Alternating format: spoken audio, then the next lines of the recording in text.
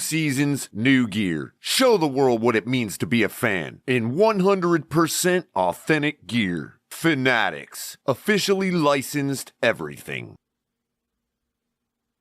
Do you want to play rough? Okay. Uno. Say hello to my little friend.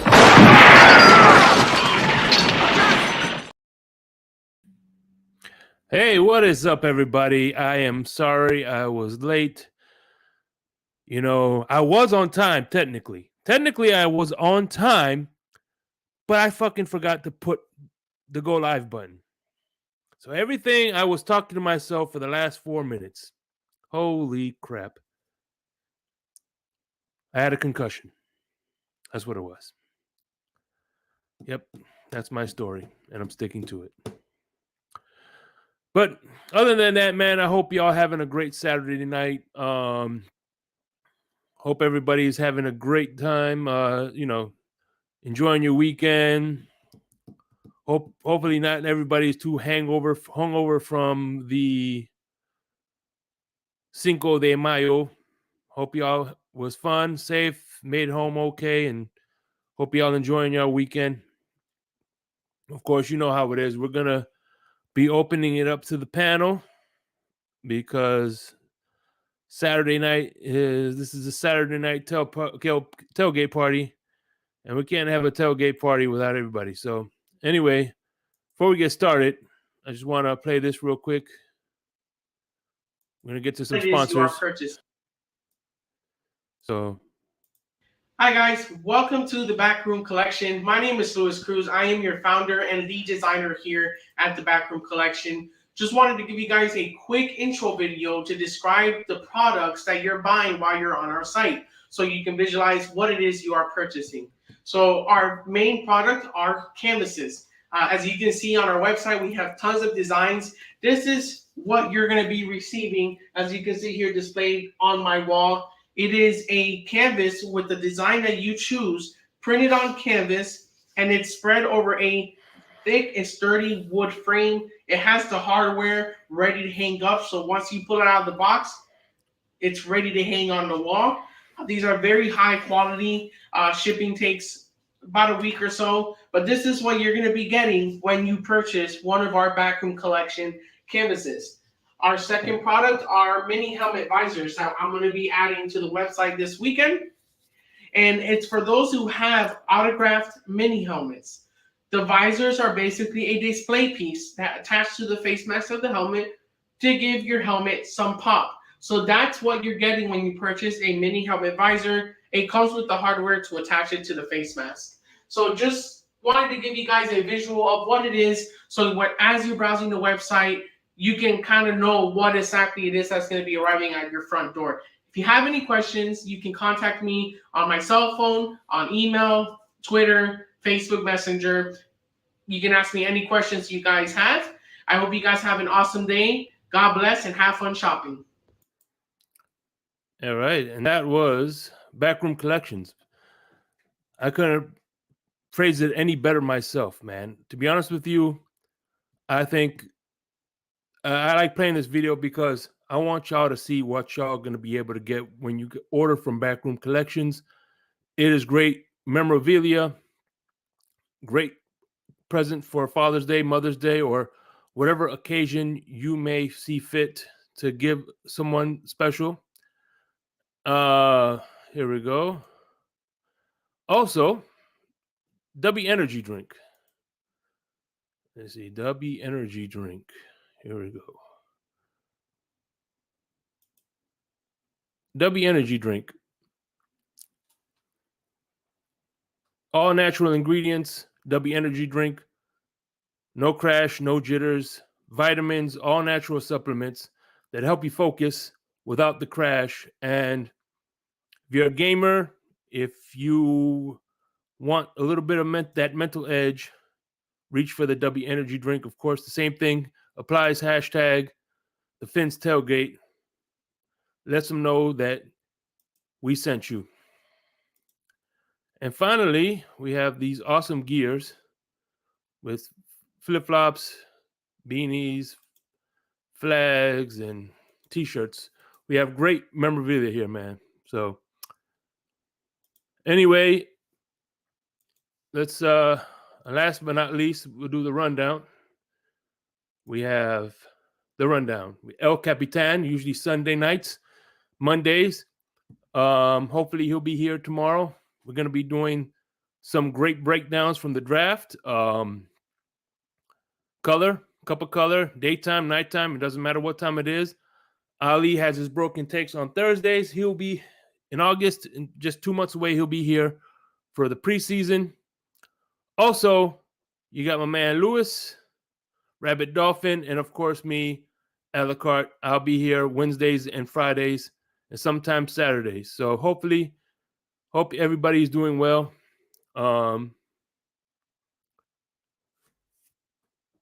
And thank you, Mark. I appreciate you. So let's give some shout outs, man. Let's see. California, what's going on? Brains. A shout out to the Heat. We won tonight. 2 up. Scott Jackson, 9-8, California. John Featherline. What's up, Banana? How you doing, Banana? Wolfpack in the building. Always good to see you here. We have Brandy Maddox. Chris Clawless, Scar 305. We have 72 undefeated. What's going on? Canes, Dolphins 82, Dolphins for life. Shake, you need to take a long look in the mirror. Why? Do I need to make change? What do I need to look in the mirror for? Tell me. I'm interested. Let me know why I need to look in the mirror. Anyway, JM Santos, what's going on? California. Dolphin Don, I'm looking at the man in the mirror. I'm looking to make some change. Thank you, Scott Jackson. I always keep forgetting to do that shit. I'm looking at the man in the mirror. That's what's up, man. I hope y'all having a wonderful day. You know what? I really don't have much to say, so we'll just drop the link. The only thing I have to say is everybody's talking about strength of schedule. I think that is probably like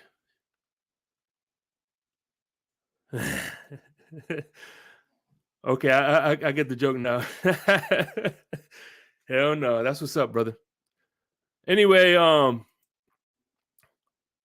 this our first guest. Mark, what's going on, brother? What's on your mind? Hey, just thought I'd come up and keep you company for a little bit while the rest of the brethren come on up. Of course. What's up? Hey, listen. I hate your team with a passion, but I consider you a brother because this is the NFL, and all 32 teams should be a brotherhood. Am I not right? Hey, we can all root for who we want, but it's not cool to be like disrespectful or rude or anything else. You know, we all have our thoughts. But yeah. I like your show. I like what you do. You got good stuff on. You got good guests on. There's some folks that I have a little bit of fun with. When EM comes up, and Lewis comes up, and everything. But it's all good. Hey, I did have some Dolphin questions. Before you do go, I just wanted to let you know that I include you a part of the brotherhood because this is, like I said, we're all football fans. But go ahead. I'm sorry. Well, I thank you. I was taking a look at an article today, and they're discussing the available offensive linemen that the Dolphins could sign. I got to think that you're probably going to – I think the roster has, 7 players now. I think you're probably going to sign 3 to go into training camp, I'm guessing. And there's a pretty good range of players to go ahead and get. What are you thinking that the Dolphins are looking at? Shit, who knows, man?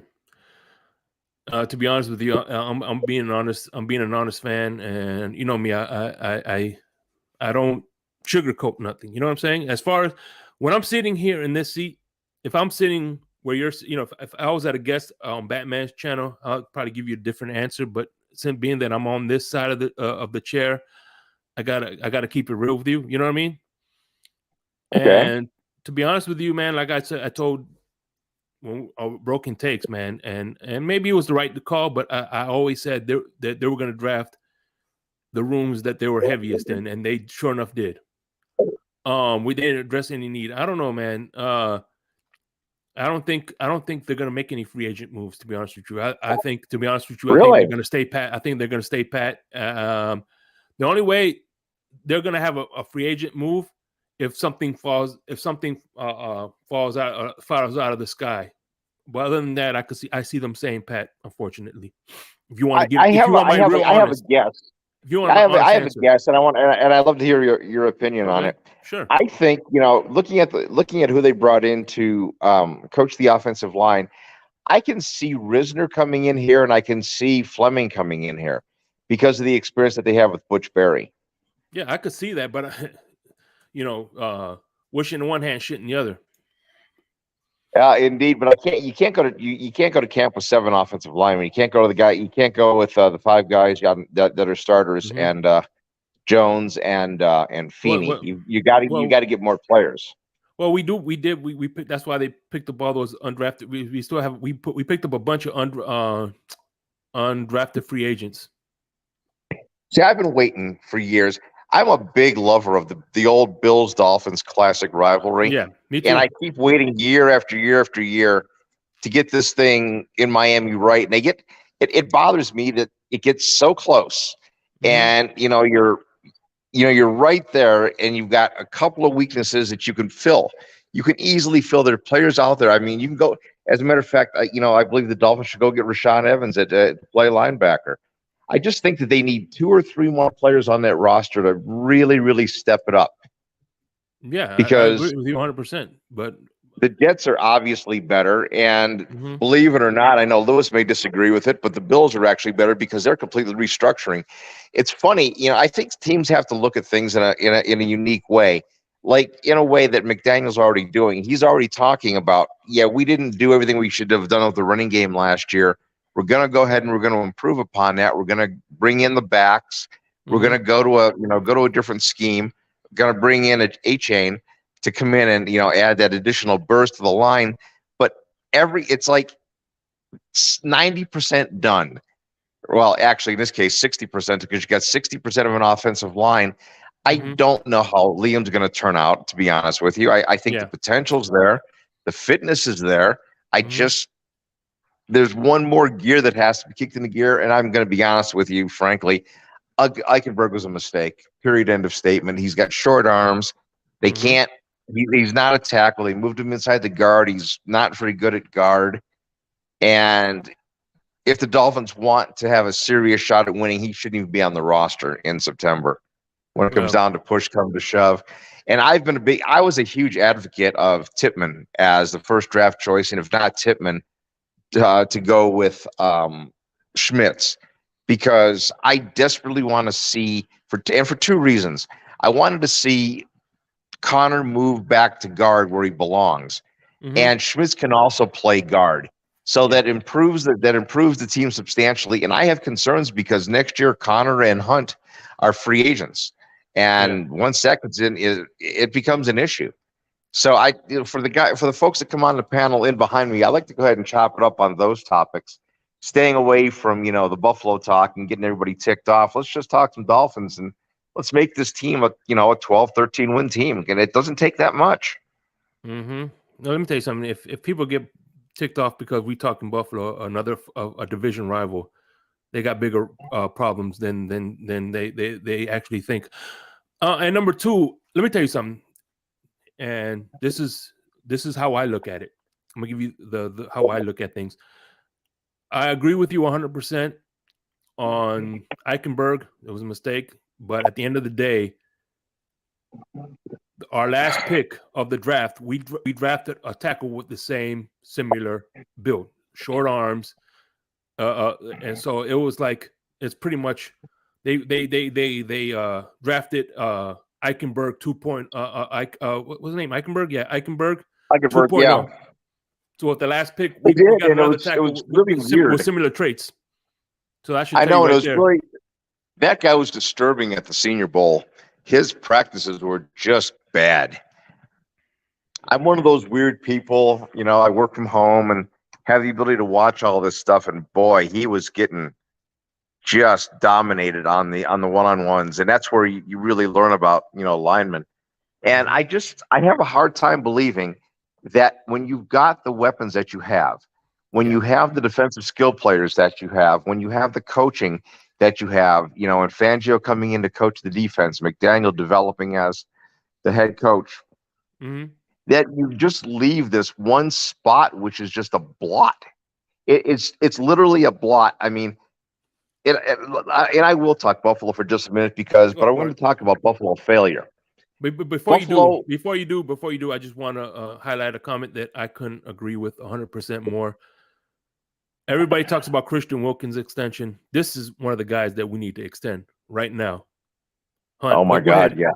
But go ahead. No, okay. Buffalo went to the has been in the playoffs for 5 of the last 6 years. And the last few years, they've been getting there, but there's a little bit of a mirage there. The division hasn't been all that competitive, so they win the division. It's kind of like what the Patriots did when the Bills, Dolphins, and Jets were all down. So it's kind of been the same thing for 3 years. So the issue in Buffalo has been, we're going to get carried by a superstar player in Josh Allen, but the offensive line wasn't really good. You had one threat outside of Diggs. Singletary is a wiggle moving running back, but he's not a speed guy. They just got a guy last year. I mean, they've been working through a facade of saying, oh, this is a great team and they have a great defense and blah, blah, blah, blah, blah, blah. They won because they're in a bad division without a lot of competition. Now the competition's stepping up. Now you see that Buffalo has realized that, they've gone to the wall and they face planted. This year, you're going to see significant changes. There's a reason that Leslie Frazier is gone. He wasn't cutting it against the better offensive teams. They're going to a smaller linebacker. Even the general manager made a lot of comment about how Trey Edmonds was being terribly exploited by the Bengals. He just was too big. He wasn't quick enough to be able to handle what the Bengals were putting out there in a slot and across the seam. So they went to smaller, more shifty, more maneuverable linebackers. Their offensive line was absolutely putrid, and they buffered the offensive line. They picked up Torrance, to play guard. They got David Edwards in the Rams. They re-signed Ike Bottiger. They have added to that offensive line. They added to the running game. They got Damian Harris and the Patriots. They just picked up Latavius Murray. And then the other thing that was really a problem for them is they were giving up 3.4 yards against the rush on plays to the tackles and outside the tackles, but 5.1 yards per carry in between the tackles. So they go get Puna Ford. So this team has improved, and then the last thing that they needed, or the last thing that they absolutely needed, was they had no weapons. I don't know if you know this, but Gabriel Davis had 93 targets last year. He caught 48. That's 54.6%.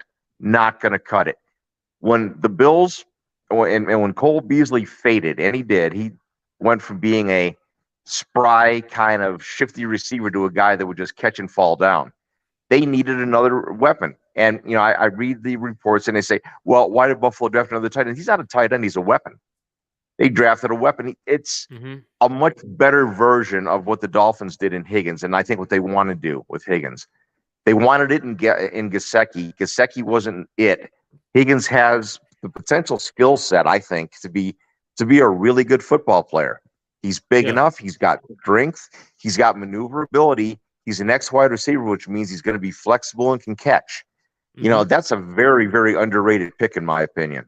Yeah, and it's a guy to really take a look for in training camp. Like I said, I don't like your 7th round guy, but teams have to understand where the failure is. Now I want to get back to the Dolphins here. The failure with the Dolphins was not the defense.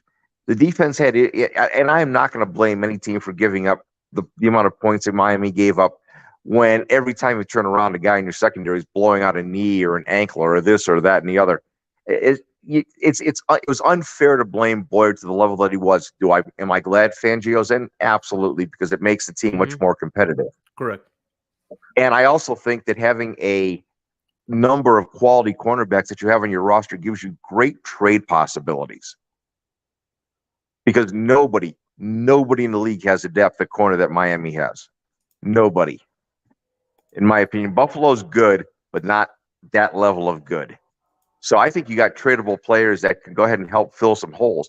But the thing that really bugs me, and it really, really does, is Where's the running? Where's the offensive lineman? I gotta think that's got to be coming after June 1st. Hey, Lewis, how you doing, Crypto? What's going on, My guys? time of talking is done. Now it's time for me to listen and get your That's all right. feedback. Hey, man, listen. What's going on? The reason I let you talk, Mark, is because usually, my dude usually times you out, so I let you get. He hasn't timed you out yet, so I try to let you get your. You haven't been here in a while because you're getting timed out. So. I truly appreciate it. Yeah, no problem, bro. Anyway, guys, I'd love some feedback on some things that I put out and the things that you want to put out. It's time for me to listen. Well, absolutely, Mark. I think for me, I'm kind of where I'll touch on Mark's last comment about post June 1st. I believe we are going to bring in 2 veteran offensive linemen, whether at right tackle, whether it's a name like Cam Fleming or Taylor Lewan. I think that deal is pretty much almost in place. I think we just don't have the money right now. So that's post June 1st. I also believe at left guard, you're going to hear a name of Dalton Reisner. He's still on the board. And, you know, when free agency first started, that's the name everybody heard. He's the best guard in the business. He's the best guard available. And there's a reason why he hasn't been picked up yet. I think there's a deal already in place. I think Miami's just waiting for the money. And if you tell me that we go with, like I said, take your pick, Cam Fleming or Taylor Lewan at tackle, you add a Dalton Reisner at guard, now you turn Austin Jackson into a depth piece, you turn a Liam Eichenberg into a depth piece, keep letting them learn and develop. I think, and adding a Dan Feeney, which, again, he's not a very household name, but listen, again, depth pieces-wise, I think the offensive line would, for the starters, with those names I just mentioned, plus what we already have with Hunt, Williams, and Armstead, I think the offensive line will be formidable. And yeah, again, you know, I heard Mark, I'm not going to sit here and debate. He's a Bills fan. He believes that the Jets are better and Buffalo's better, and no one gets killed up here, at least from my end, for their opinions. Yeah. I just strongly believe that Miami, I mean, you heard what Mark said about our secondary. I believe our defensive line is pretty much, I would say, the best in the AFC. Linebacker still a question mark for me, but secondary-wise, we know where we come offensively. I think a few people, like, again, I agree. I can't believe I'm saying that. I do agree with Mark. We only a few pieces away. And and even with that being said, I feel very comfortable as of like today, where we're sitting at now. I feel comfortable with my team. But again, if you add a Cam Fleming and you add a Dalton Reisner, I think there's without question we're the best team in the division. You know, so that would just be my 2 thoughts. Lewis, I got a quick question for you. Why do you think the Dolphins didn't make a move on Poona Ford? Because there is one more hole that I'd like to see filled, and that's at defensive tackle. You know, I don't know why. You know, there was a lot of smoke screens we were hearing that they were looking at D tackles in the draft.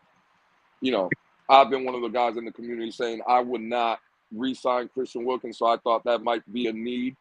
But it looks like moving forward, even if he doesn't get a deal, I believe Christian Wilkins is going to be on the team this year. And again, you look at that position, and just like I keep hearing everybody say, well, Vic Fangio's scheme, what Vic Fangio's going to bring. Well, we don't really know what he's going to bring, because if you listen, right, and that's what a lot of problem with our fan base is, they just don't listen. No. Vic Fangio came out and said, he's going to try a lot of new things now this year. He has a lot of things that he's going to be bringing up. So we don't know what we're going to run. And when I just look at the interior, you got Siler to play inside. Agba's coming back. And again, he's not the biggest guy in the world, but he has played inside. You still have Raekwon Davis. You have Siler. I don't think that's a pressing need moving forward this season. You see what I'm saying? So that's my answer to that, Mark. I don't think D-tackle interior lineman is the run defense in Miami. Zach Siler is 6'6", 290 pounds. That's pretty big.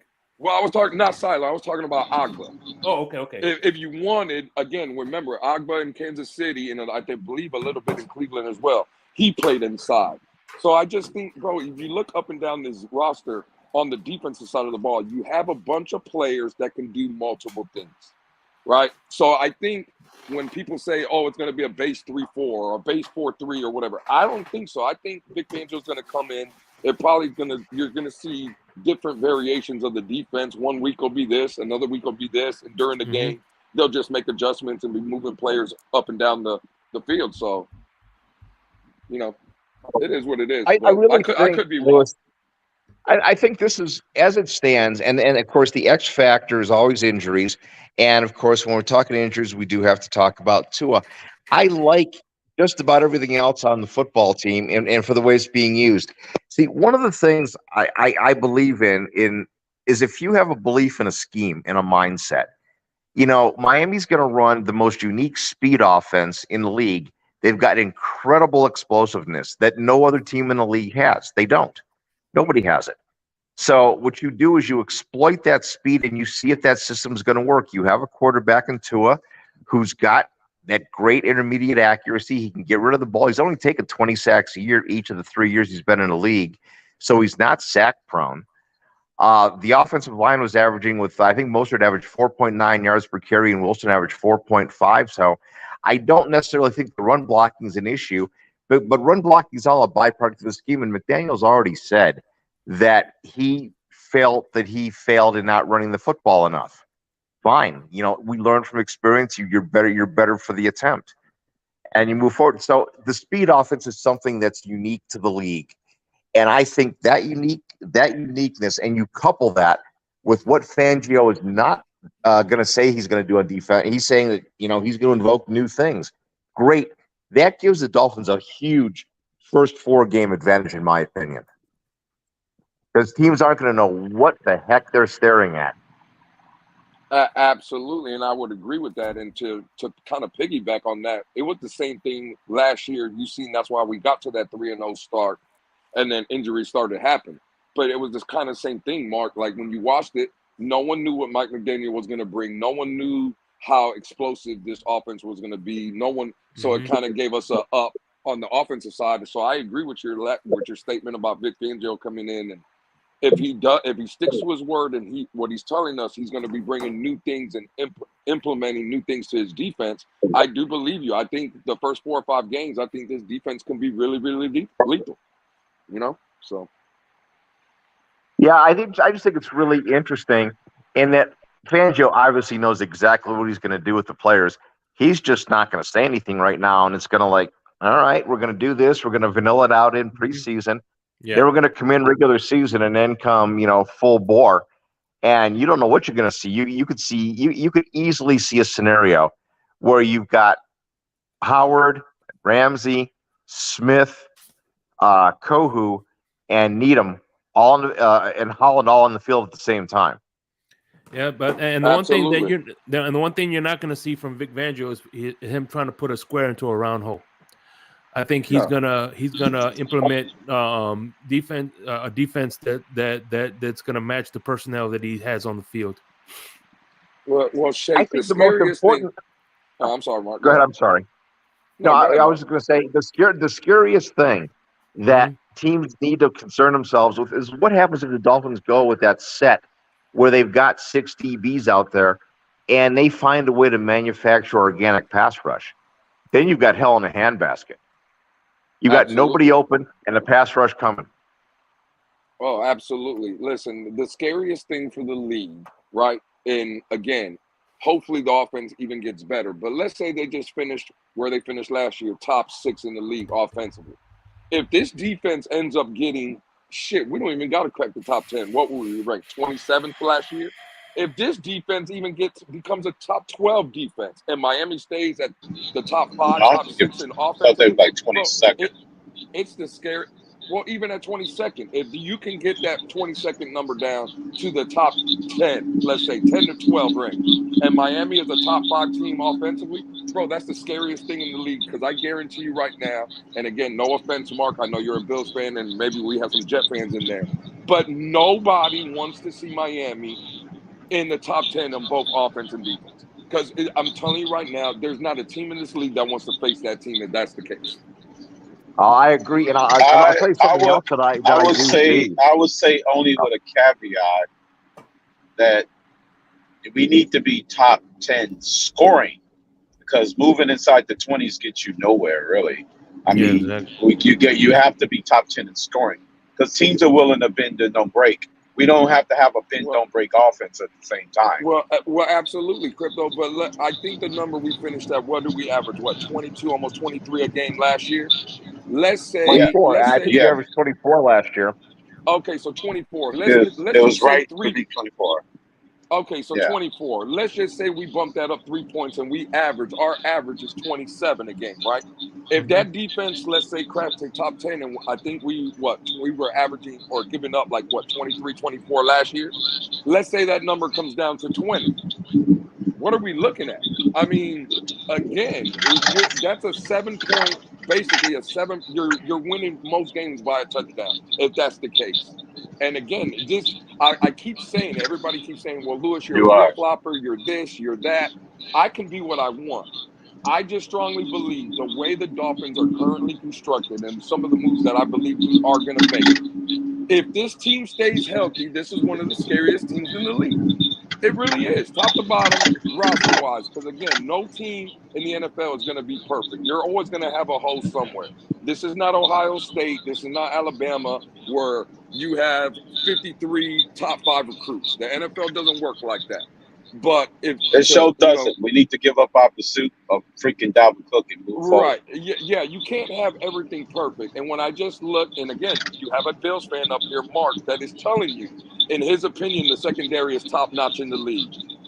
Again, offensively. And I just strongly believe if this team stays healthy, we have a chance to do something very, very special this year. And I believe that. If you're a fan of another team in the division and you're not looking at what the other teams are doing, then you're making a huge mistake.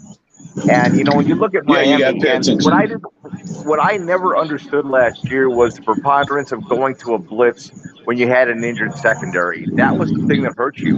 If you just played it straight, let your players that you had play, and stop leaving yourself open, you guys were going to win 2 more games last year. Absolutely. Mm-hmm. Yeah, we would have won 2 games. Sometimes and what's funny? Sometimes it worked, sometimes it didn't. And we would have won 2 games the year before. Had Monopoly money, Sanders would have made a field goal. Yes. Yeah. That's and just to be honest with you, if Sanders makes the field goal against the Jets and ties that, that completely affects that game. Everybody says, "Oh yeah, you got blown up by the Jets." Blah blah blah. That was a tie football game. That was a momentum. That was a nip-and-tuck football game until after the field goal was missed. Mm-hmm. Yeah. The drop pass. Not to mention, I thought which was the B. Well, 2 things happened last year, which I think were total bull, and that affected you guys negatively.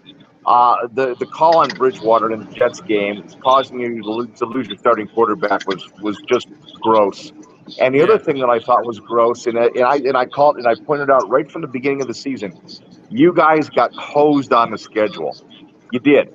There is no way the NFL couldn't find a better way to say, "Oh, we're going to put Miami on the West Coast 2 weeks in a row, and then put them on a short week going into Buffalo." Are you kidding me? Mm-hmm. That was obscene. That in and of itself, if you alter that schedule a little bit, that's another win or 2. Yeah. Well, the year before, we got a favorable schedule. We had almost that's what I say on the other side. All our games at home, and so we were home for the. It's on the back end of the schedule. You're right. Yeah, we had a long stretch of home games, and then 1 game plugged in there with the Saints and with Titans, and that was it, right? Yeah, pretty much. Yeah, well, I'll be honest with you. When I looked at that schedule and I saw 49ers, Chargers, and at Buffalo, I go, "Oh my, this is where it's going to come. This is where the wheels are going to come off." Mm-hmm.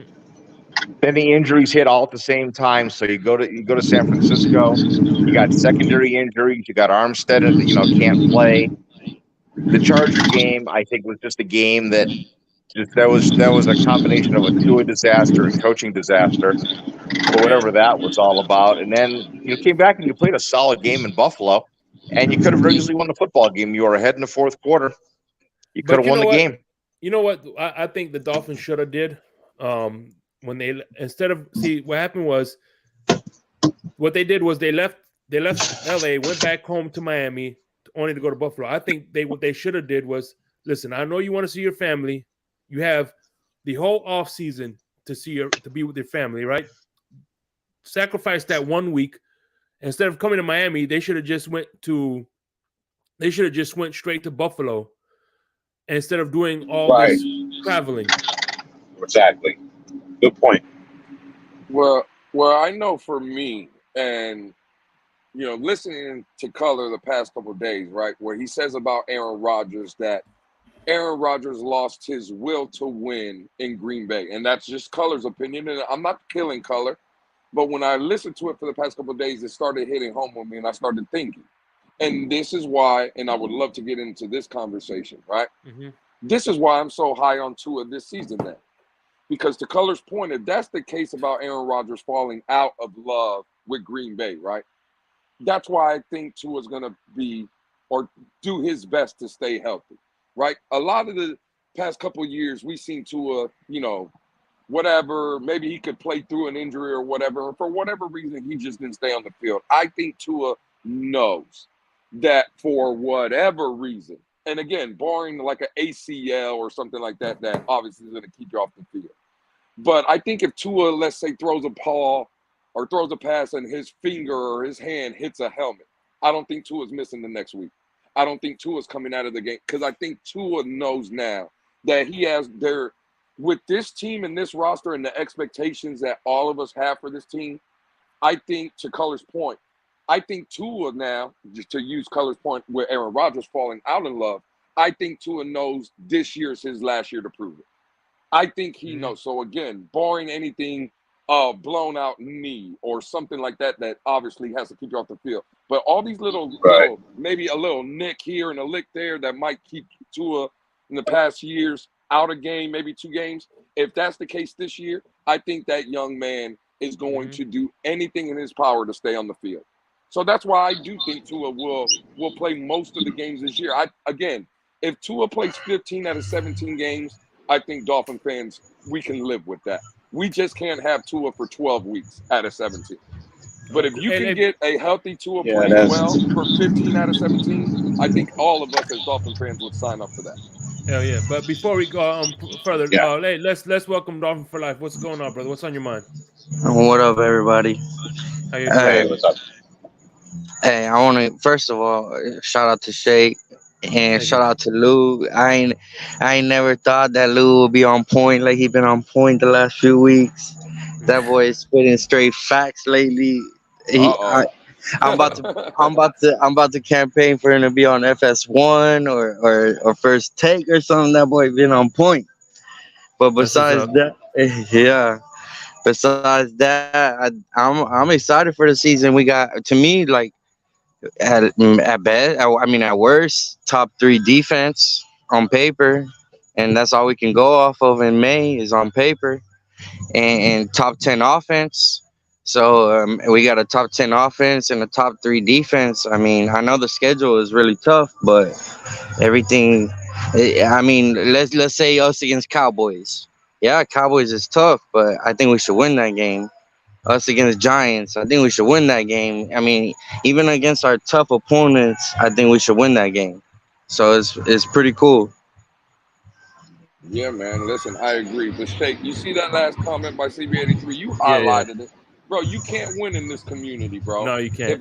If I kill Tua, I'm a hater. If I come out here like Dolphin for Life said and I start spitting facts, I'm labeled a Tua near, bro. You can't win in this community, bro. Nah, who cares? You just can't win. Hey, at the end of the day, listen.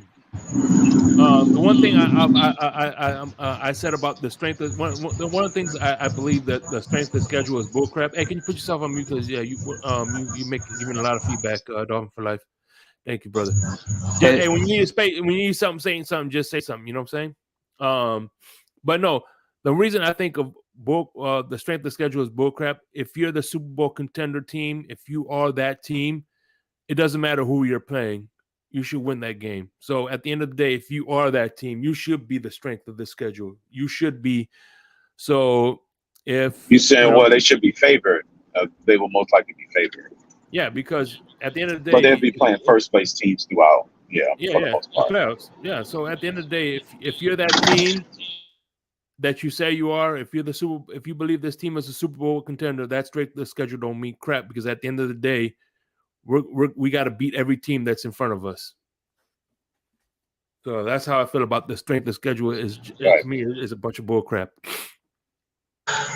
Yeah, and my bad, Shay. My neighbors What's up, got a bro? merengue party going on. I don't know what they got going on over there. Coño, merengue, salsa, coño. Coño. Yeah, they got something going on over there. I might have to crash their shit. Yeah. You in Hialeah? No, I'm in Ghouls. I'm in Ghouls down south, almost to Homestead. That's what's But up, bro. they going in over there with the bachata and the merengue. I don't know what they got going on. That's what's up, bro. Hey, I just want to say real quick, Dolphin for life. This is one of the first times I think I've ever seen you on a panel, bro. So I know Shake will agree with this settlement because, again, Shake will say this is the Finn's Tailgate show and we're all welcome, and which is true. But this is his show. He's the one that put the thing together. He's the one that started it. But I guess from me and Shake and from Mark and Crypto as well, Dolphin for life. We really do appreciate you clicking the link, bro, and coming up, bro, for real. Exactly. I should have said sentiments. Listen, Yeah, the only thing sure. I did was start the stream. But like I said, one thing I told Lewis yesterday, if you go back, I want you to go to except for the draft. I didn't do that thumbnail. Draft the Saturday night where the last day of the draft. I didn't do that thumbnail. But if you go to every show I ever did, I always put TFTG in front of my name, because at the end of the day, Lewis is part of the Finn's Tailgate. Ali is part of the Finn's Tailgate. Anybody who's part of the Finn's Tailgate, this is everybody. I just start the stream. You know what I'm saying? It don't matter who starts or who finishes it. I just want to know everybody, and especially the part of the Finn's Tailgate, that this is everybody's show. You know what I'm saying? So, absolutely. Yeah, y'all do a great job. I love watching y'all show. I'll be in the chat. Sometimes I go in on y'all. Sometimes I don't. Like Lewis, I haven't gone in on Lewis in a long time. That boy just be straight spitting facts lately. I don't know what happened to him. That boy is on it. hey, Lewis has always been spitting facts. Listen, I'll be real, Dolphin, for like. See, the thing with me, and I've said it multiple times, it's just during the season, people get emotional. We're all fans, right?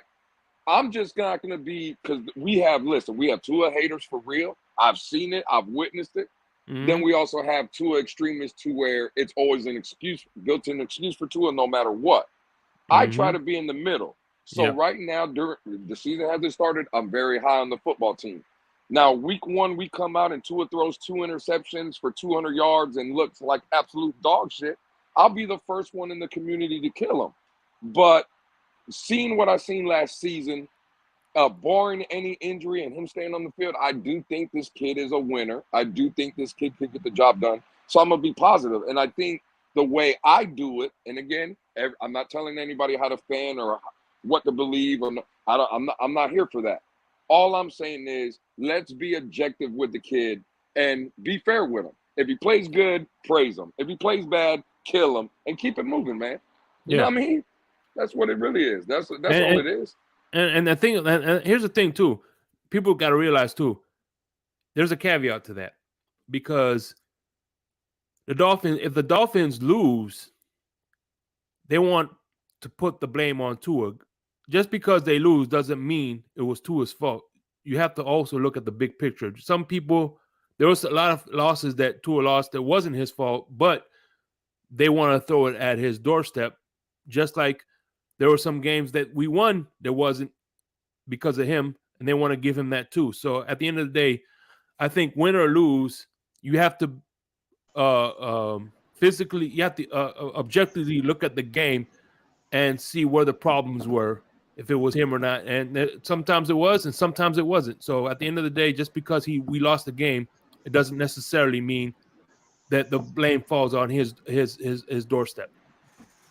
Yeah. Well, Shake, it's played out in both scenarios. So this is where when people label us either a hater or a lover, that's where the argument kind of falls for me. In Tua's first 2 years, forget about the winning record that he had. In my opinion, Tua wasn't doing nothing for those wins. Those wins were coming more defensive based, right? We were creating turnovers. We were getting points on turnovers. We were winning a lot of games because of the defense, in my opinion, Tua's first 2 years. Now, last year, you flip the script. When we were 8-3 going into week 13 in San Francisco, you look at, again, just look at the box scores, look at the numbers. Those wins were coming from Tua. The defense was letting us down. Yeah. And again, I'm not going to kill Boyer, but you can see, like, that's where now when they say, oh, again, I'm using me. I don't want to speak for no one else. Oh, Lewis, you're flip-flopping. Well, because the story got flipped. That's why. You know, first 2 years, Tua being the 5th overall pick. And again, weapons aside, him getting over injury aside, when you're the top overall pick, when you're a top 5 pick in the league, you got to perform. I don't care about none of these excuses people were making. I'll leave that for them.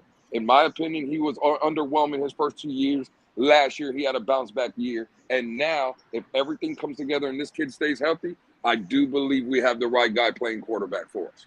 And it is what it is. Until Tua proves us otherwise. Now, if he comes out and he falls flat on his face, you'll get the rabid dolphin again, and I'll be out here killing him. You know? Yeah. That's true.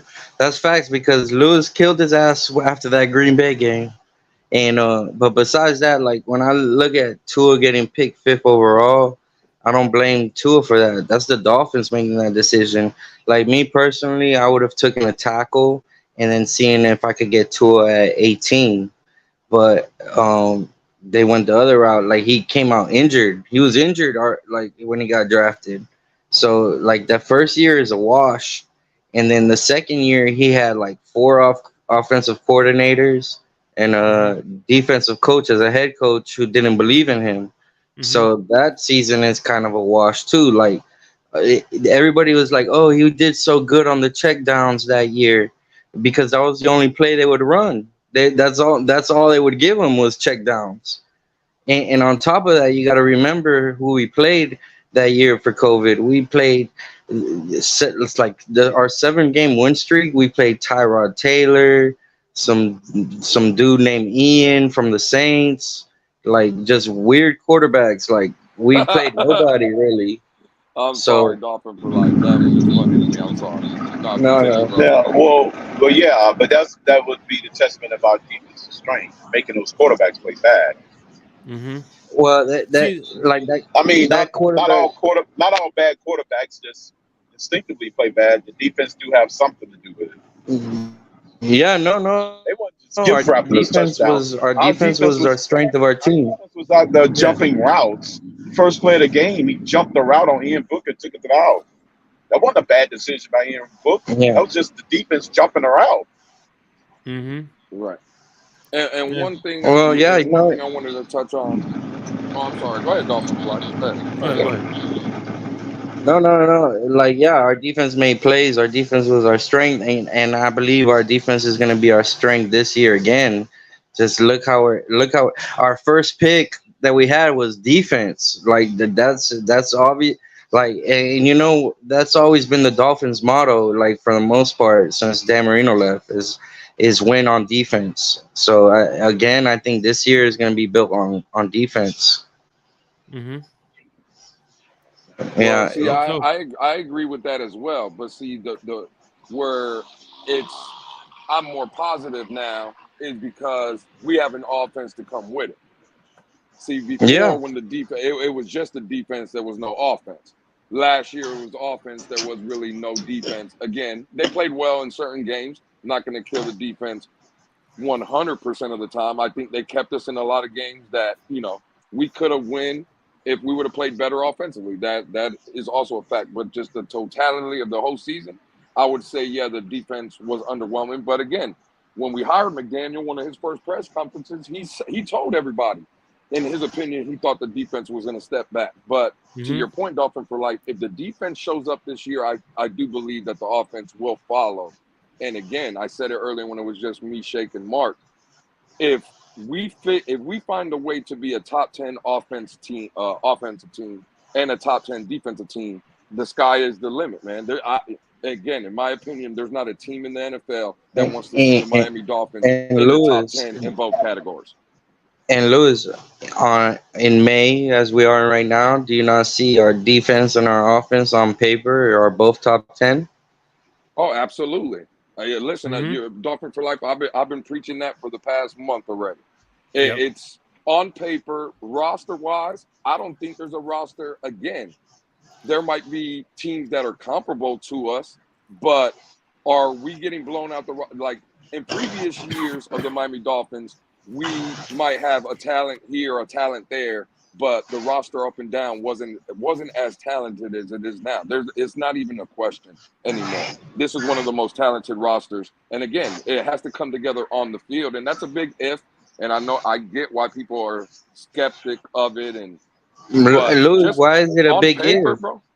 Well, our quarterback health is a big if. Well, and again, listen, Fangio is nice, but it has to come together, right? Like, yeah, we love Fangio. We think it's going to be an upgrade, but it still has to come together. So that's the if. The offense, we seen what it was last year, but can it keep building on that, or will you see the offense regress? That's an if, right? So and that's just not for the Dolphins, that's for every team. But to your point, in May, on paper, again, this is one of the most talented rosters in the NFL, in my opinion. On both sides. Yeah, but the thing about it is we don't play on paper, so and that's the fact point. That's what I always preach. But I will say that when we analyzing how good you're on paper, I would say it only goes up to, and not including the 22-man roster. I'm not necessarily sold on the complete 53-man roster, because if one of those 22 go down or two of the 22 go down, it could be catastrophic. That's the only thing what will give me caution. Again, have we learned to play without one of those players? Because when you got one player that creates a lot of gravity and a lot of tension, can we adjust and adapt? And can our coaching staff adjust and adapt, create a scheme that without that one player that causes gravity on the defense standpoint, that changes your whole mechanism of how you play football? You got to be able to adjust on the fly. Well, that's the key to having a good 53-man roster, not just a 22-man roster. But Crypto, that applies for every team, though, because again, they don't apply to every team. Yes, it does. No, it doesn't, because they could be missing a key player and still keep going. So why couldn't we? That's what I'm saying. See, that's what I'm saying. We haven't showed yet that we can do that without a key weapon like an offensive line. One offensive lineman go down, we're in trouble. If Kansas City, for example, best offensive lineman go down, they're not going to be in trouble. Okay, if Patrick Mahomes goes down, though, they're in trouble. That's them. That's the quarterback. I'm talking about anything other than the quarterback. Oh no, well, actually, if Tua stays healthy and Armstrong goes down, we're dead. Tua stays healthy, Tyreek Hill goes down, we're dead. Well, here's the thing. I don't believe that. Remember the Super Bowl against Tampa? They lost their off. Listen, in all 17 games last year, we haven't proved it. In the Super Bowl, when Kansas City lost their tackles, there was multiple tackles. See, Shake, I said one guy. We have demonstrated that if one guy go down in this offense, like Armstead, we're in trouble, because the blueprint was the Houston game. It was just only one guy went down in that game, and it was a total disaster the whole second half. And we had to pull break glass of emergency and pull Tua out so he couldn't get hurt. It was just one guy. One guy was it. Tyreek Hill was still there. All of our that was the smart move. One guy was still there, and he was gone. It was the smart move to pull Tua out anyway. But where they messed up, where they messed up. Smart move to pull them out, but they wouldn't have pulled them out because they was trying to pad stats at that time. Well, actually, they wasn't gonna pull them out. I can tell you where they messed up. I can tell you where they messed up at that game.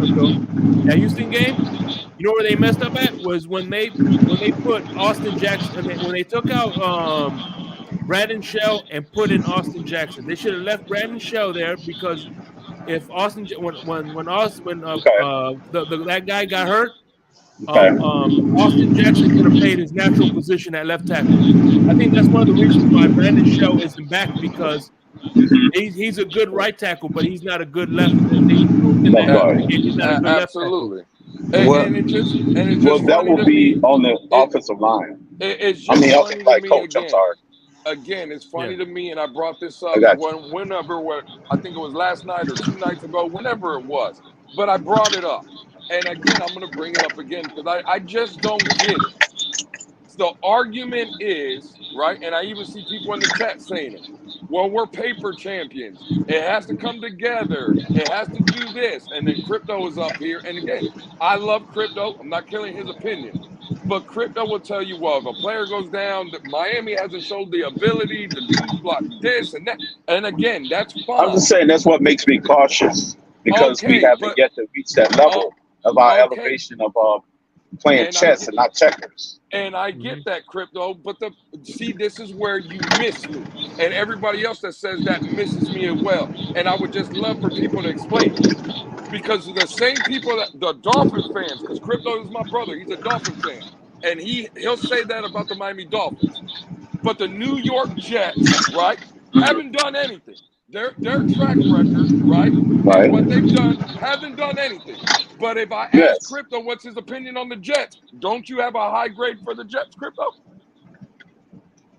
I have a higher grade than what they had last year, not a high grade overall. Okay. Higher than what I had on them last year.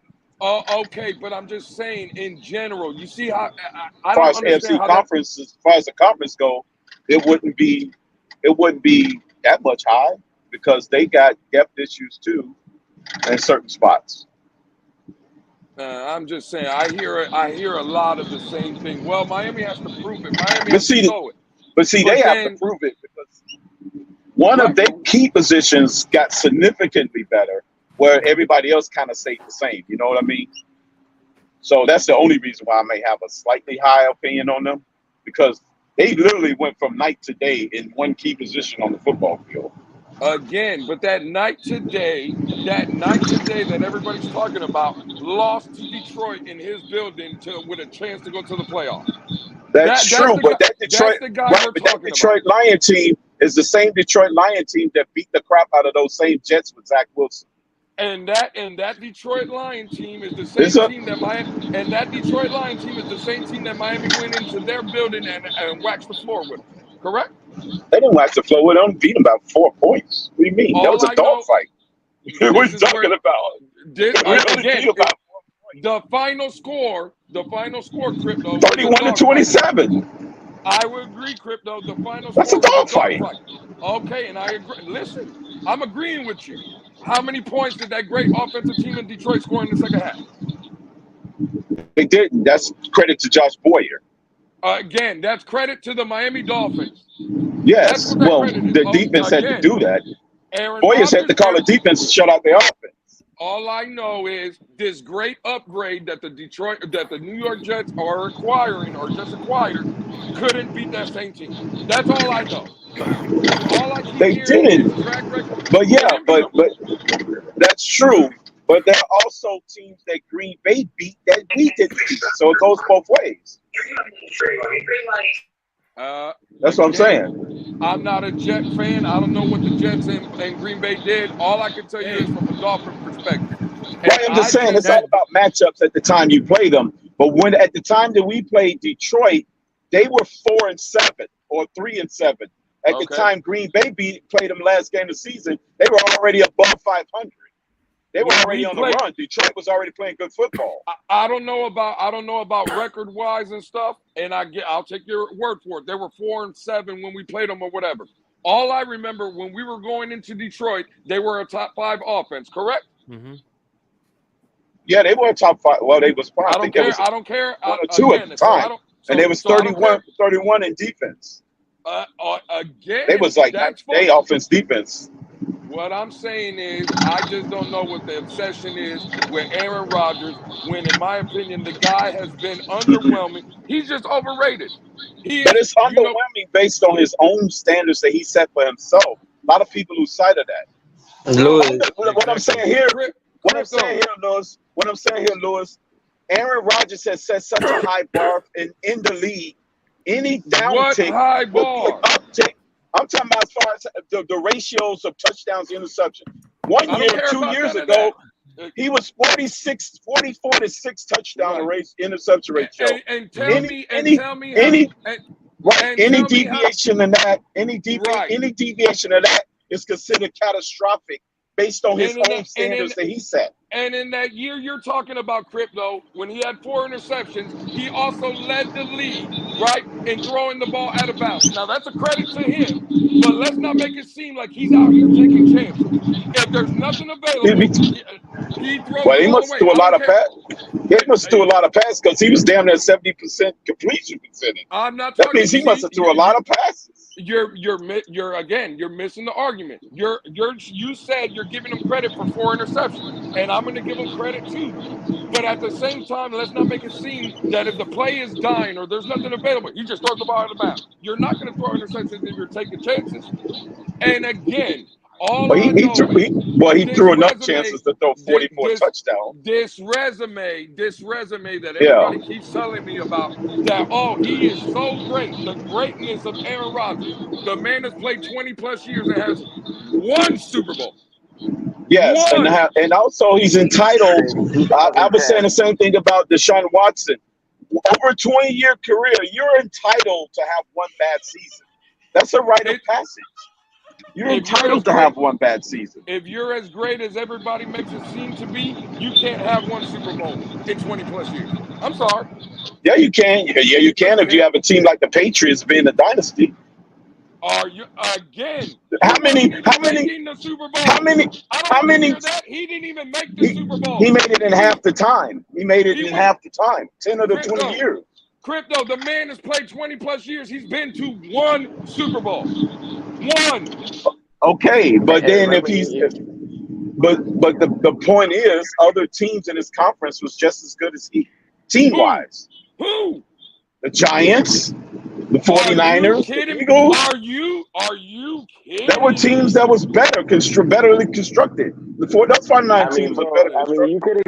You could have put it on a more like shiny silver platter against the Tampa Bay Buccaneers. Tom Brady throws 3 interceptions, had like 3 opportunities. Okay, there's a lot of interceptions that Tom Brady threw over the course of his career and still managed to win the game.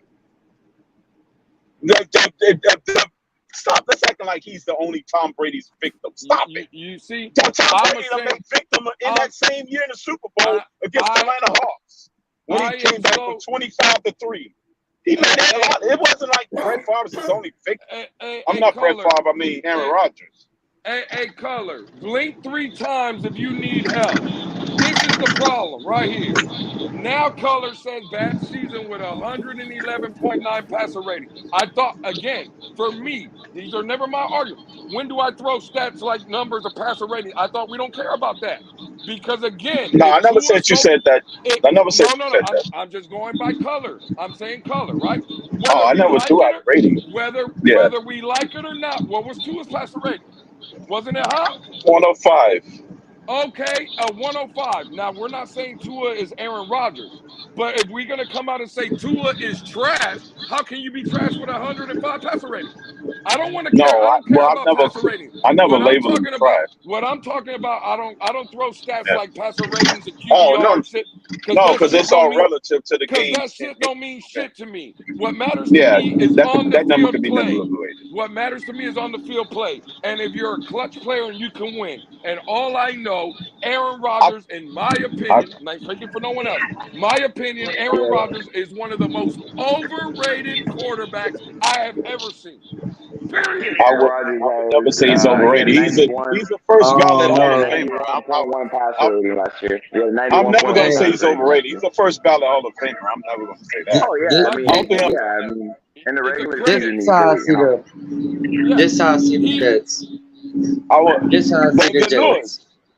The Jets got what? But the Jets got what? Hold on, let Dolphin for life. Wait a minute, let Dolphin for life. Sorry. Cook, go ahead, Dolphin for life. All right. The Jets got weapons. They got Garrett Wilson on the outside, and they got Breece Hall in the running back. And Aaron Rodgers is past his prime. He's a distributor right now. So if those playmakers could stay healthy, they're going to be an issue. They're going to be a problem. But I love it because it's Dolphins Jets now for the division title, and that's how it's always supposed to be. If those guys stay healthy, the Garrett Wilson and Brees Hall stay healthy, and the offensive line stays healthy, they're going to be an issue. They're going to be a problem. But that's what we want, man. We're Super Bowl bound. So what are we gonna? Why would we be scared of a little competition? Right. No one's scared of a competition. You actually want it. You don't want a cakewalk. You want to be battle tested. I would agree. You want to be battle tested. I think it's a three-way race. Aaron To be honest with you.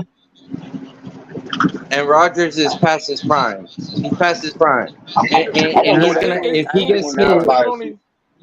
I'm not going to say that much because it's an outlier season. It's kind of like when you have 100 tests and 99 you score and you bomb on one of them. What is? Because only one bad season. It's not an outlier season. That's where you guys are missing the point. No. See, this is where you're missing the point. One down season is an outlier. I don't care about one down season. This is where you're missing the point, right? Color always preaches that you build a Super Bowl contender, not a playoff contender. You build a Super Bowl contender. That's what Aaron Rodgers and Green Bay built. They built a Super Bowl contender. And for 3 out of the last 4 years, that man has been in the NFC Championship game. Credit to them. This is where I say you're overrated. I don't care what you do in the regular season. I don't care what you do in the playoffs and wild card weekend and shit. You gotta let your nuts hang when the game matters most. And all we know, this is the track record of Aaron Rodgers in the biggest games, in the biggest moments, with a good team behind him. He chokes. And those are the facts. So why you acting like he never won a playoff game? You coming from the standpoint as if he never played in a playoff game. Again, I listen. I know colors in the building. I know colors listen. Are we talking about this first ballot Hall of Famer, one of the greatest arms that the NFL has ever seen? Right? Are we going to give him a pass for what his career has turned out to be? Bro, again, you're missing. Because he played long enough. Crypto, I'll end it like this. Let's say Tua Tagovailoa, right, plays 15 years. We don't even have to say 20. Well, let's say he plays 15 years for the Miami Dolphins. Let's say in those 15 years, right, Tua's putting up pretty good numbers, and Tua has 3 AFC Championship game appearances in Miami. And let's say, for the sake of argument, he loses those AFC Championship games. Are you giving those the same excuses, Crypto, that I hear you giving Aaron Rodgers? Are you giving that to Tua? Without a Super Bowl win or a berth in the Super Bowl? Are you giving Tua? If Tua plays, you didn't drive the same scenario. You said AFC Championship. We'll give him. Hey, we'll give Tua Rodgers' career. Lewis, you know Crypto ain't giving Tua no pass. Crypto ain't giving Tua no pass. Now you projecting now because he didn't give the same example that Aaron Rodgers did. I told him to clarify his statement.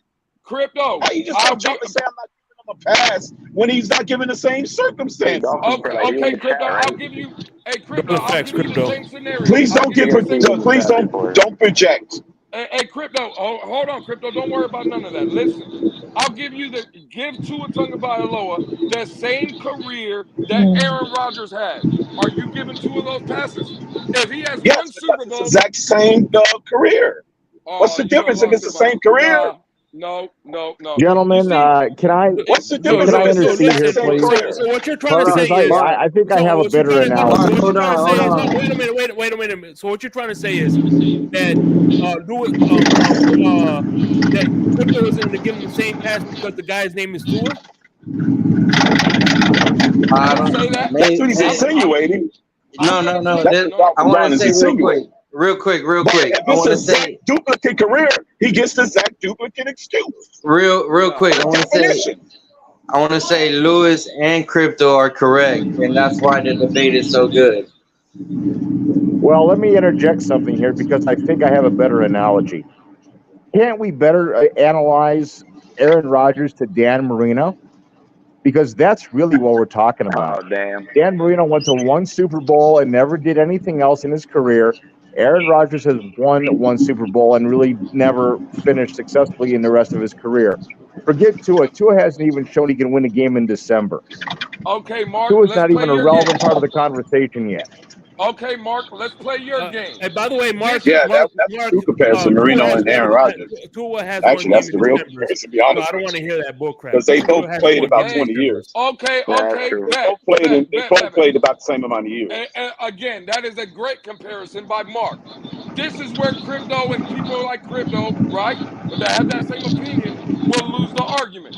When did Dan Marino have the running game, the offensive line, and the defense that Aaron Rodgers has had in Green Bay since Damn good 2016? point. That he had? When? That's a damn good. They didn't. They didn't have a running game. If Well, they Dan didn't. Marino, you put Dan Marino, right? You just needed one of those three. Let's go You back only to needed Dan one of the Marino. three. Let's go back to Dan Marino's best career, best season, 1984-85, right? Let's go back to that season. Let's say you're getting that Dan Marino in that Green Bay offense. You think he's winning one Super Bowl? Is that what you think? No, if he has, no, he already had the better offense than Green Bay did. He used to have better. Are you kidding? When did Dan Marino have Aaron Jones and A.J. Dillon? When did Dan Marino have that running game? His offense was more prolific. Green Bay, crypto, in Dan You Marino's talking about career. the players, but we're talking about the points per game and the offensive production. Crypto, in Dan Marino's career, again, look, I'm not breaking this up. These are the facts. The Green Bay Packers, the last 4 or 5 years, have had a top 10 defense, correct? Yeah, that's all the Marino needed. He didn't need no offense. Again, Pat, when did Marino ever have a top 10 defense? Well, he didn't. That's my point. Oh, no, You saying that's my point. you need an Aaron Rodgers offense. No. They offense. No. You're saying how great Aaron Rodgers is because of all these damn numbers and shit. The man is a choke artist and hasn't done a fucking thing. If you put Dan Marino in that Green Bay team, they have 3 Super Bowls, maybe even 4. And those are the facts. And Oh my God, that's a bunch of that's because of the defense. That's only because of the defense. You don't think Dan Marino is doing work with Devontae Adams? No, that's not my question. Brothers, bro. He had the Marx brothers. They were just as good. They were just as potent as Devontae Adams. So he had Marino and Clayton, and don't forget Matt Moore. Matt Moore too. Yeah, Jim Jensen. The offense was perfect, Lewis. They only needed defense in that era. That's it. So they had Aaron Jones in the backfield. When did they ever have a guy like Aaron Jones? Listen, one thing about Marino is even if he had Aaron Jones, Marino loved passing the ball. He rarely deferred to the running game. I cannot believe. You think they needed Aaron Jones? They didn't need a running game to win. They needed defense. They had to stop the opponent. Y'all getting my head hurting again. Y'all can slurp up fucking Aaron Rodgers if y'all want to. Then, all right. Nobody's on Aaron Rodgers. When did Dan Marino ever have Devontae Adams? Yeah, Mark Clayton. Clayton was a much better pass catcher. Thank you. Duper was faster. Are you correct? Come on, Crypto. Devontae Adams is better than Cooper, bro. Okay, but that's not saying nothing. Mark Duper was a 4-2 guy that ran fast and ran past defense, just like Waddle does today. Okay, and Devontae Adams is better than Jalen Waddle. I think Dan Marino with Devontae Adams and who's the running back that you mentioned? But if Green Bay had the Dolphins defense, it would be the same result as 84. Even if they had Rodgers offense today. What's up, Shake? What's up, Lou? What's up, Fred? What's up, Fred? This is absolutely ridiculous. Hey, answer this. Dan Marino on the Green Bay Packers, does he win more than 1 Super Bowl that Aaron Rodgers did? Who the hell knows? Absolutely, he does. If Dan defense is the way it is now. I hate answering those kind of questions because you don't know what would happen until you actually come into fruition, bro. Hey, listen, come on, man. Don't be asking no questions like that. Dan Marino with the Packers. Dan Marino with the Packers roster that went to the that went to the NFC Championship game in 2020 and 2021 with Aaron Jones in the backfield, with Randall Cobb and with freaking Devontae Adams, will win the Super Bowl, bro. I think the better question, guys, is a 38-year-old Dan Marino, put him on the Jets instead of Aaron Rodgers, and at his level of talent degradation, would he win with the Jets right now? What if, shoulda, coulda, man? What's going on, Lou? I hear a bunch of if this, if that. Yeah, we were talking. Like I we said, were talking about I know it's slow season, but goddamn, boy, what if Michael Jordan was the quarterback? What if Michael Jordan was the quarterback on that Packers offense? Would he win a Super Bowl too? What I hear is a bunch of guys that are claiming that Aaron Rodgers is the greatest thing since Wonder Bread wasn't created. Who the hell? That's what I'm hearing. Who's saying Aaron Rodgers is That's the what greatest it thing sounds since like. bread? I'm not saying no one's saying it. What I'm saying is, but no, hold on. You saying a whole bunch of guys are saying that? Then nobody's saying it. Who's saying it then? You're right, Shake. Let me rephrase it. From where I'm sitting, that's what it sounds like. Nobody's saying it, but where I'm sitting, the way I'm taking it in, it sounds like a bunch of people that is scared of Aaron Rodgers and trying to tell me Aaron Rodgers is something that he fucking ain't. No. Well, I'm not, no one's scared of Aaron it. Rodgers. I'm just saying he's not trash. That's all I'm saying. Well, we're saying Aaron Rodgers, and I never have, and I never will say that. And if you can show me that, please show me that. Again, okay, Shake, and I get it. But show me again. See, right there. You just got mad when you said that I was making it seem like I said you. I didn't mention no name. We're arguing like how we always you're argue, right, bro. Shake. You're right, Shake. Show me I'll get on camera so you can see I'm not angry. Okay, bet. Let me go on camera. Let me show my face. I'm not angry. I love you. Right? Okay. Let me be very clear then. Right? What in again, who have I came up here shaking your opinion? Have I said that Aaron Rodgers was trash? No, you saying he's a choke artist. He is a choke artist. Okay. That's what he's shown. That doesn't make him trash. Dan Marino threw a lot of interceptions, bro. The man has consistently won 12 and 13 games a season. Congratulations. All I'm saying is, in the biggest moments, right, Tom Brady elevated.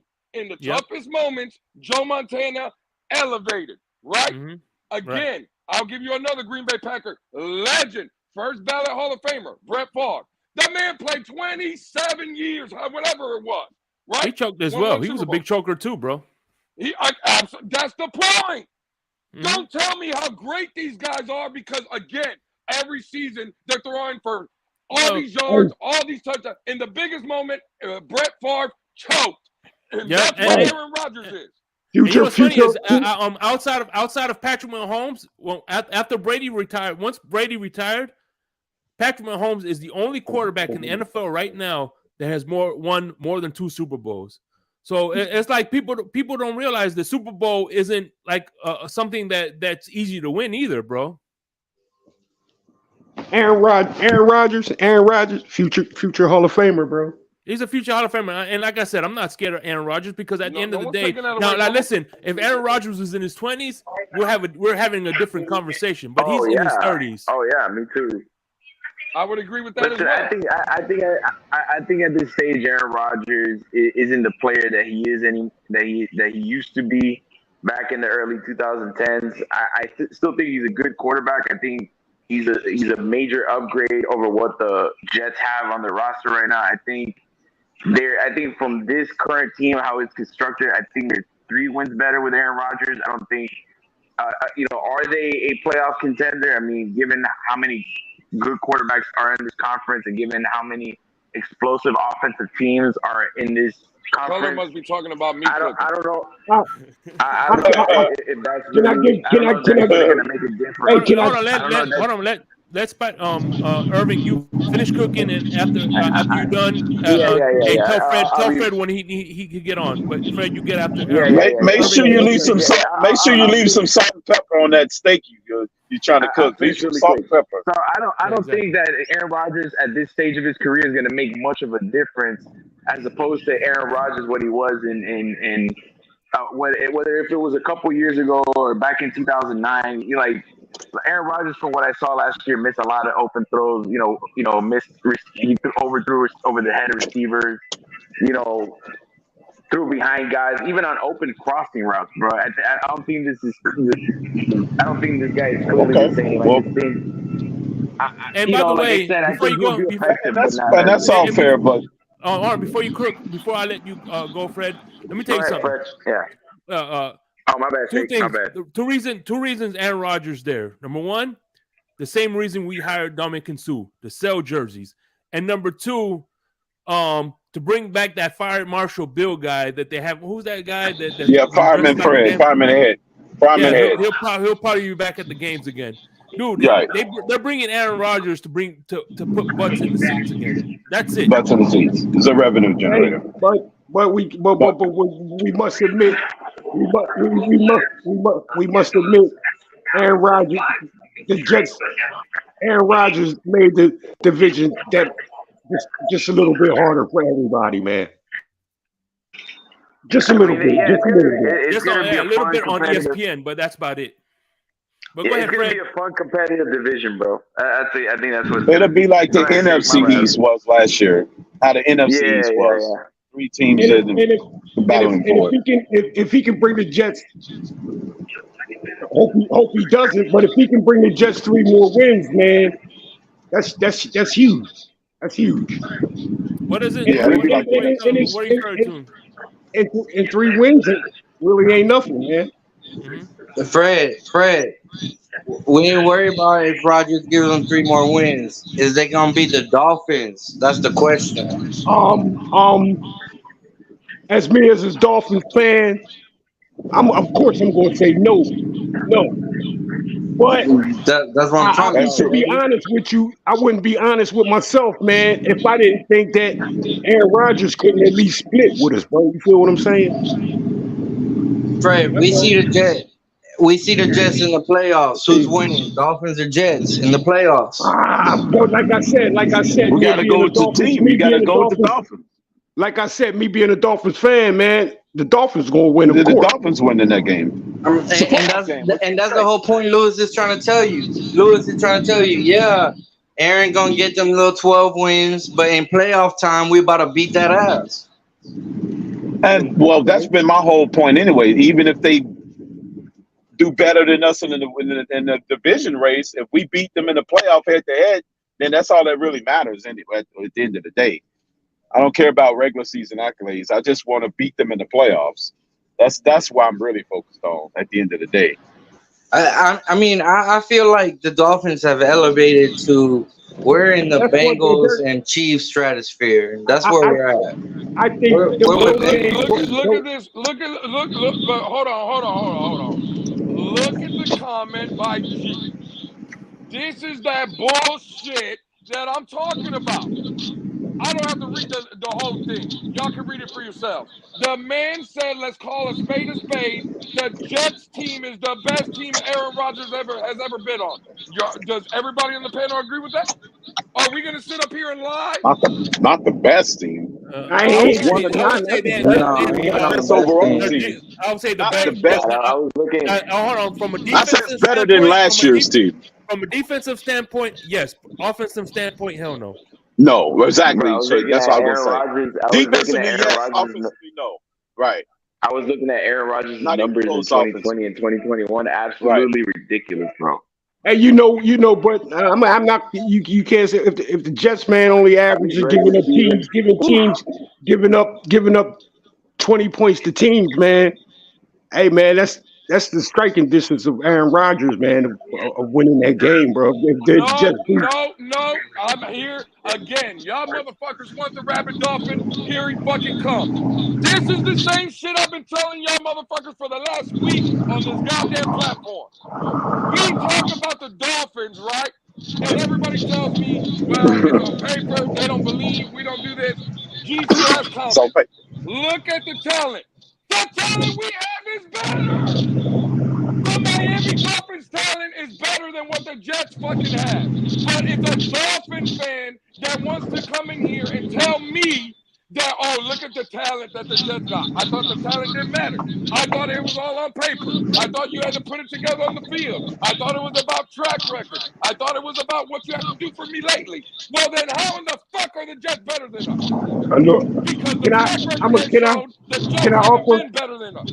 Can I say this right here, man? About what it's going to come down to, which quarterback plays the best, and and which quarterback plays the best.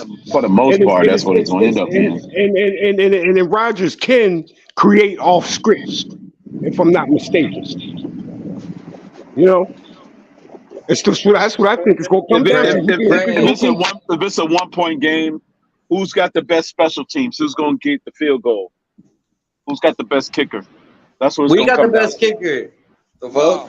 The Jets got the best kicker. The Jets got the best of everything. Hey, listen. Oh well, if Jason Sanders can't win your game, then we're in trouble.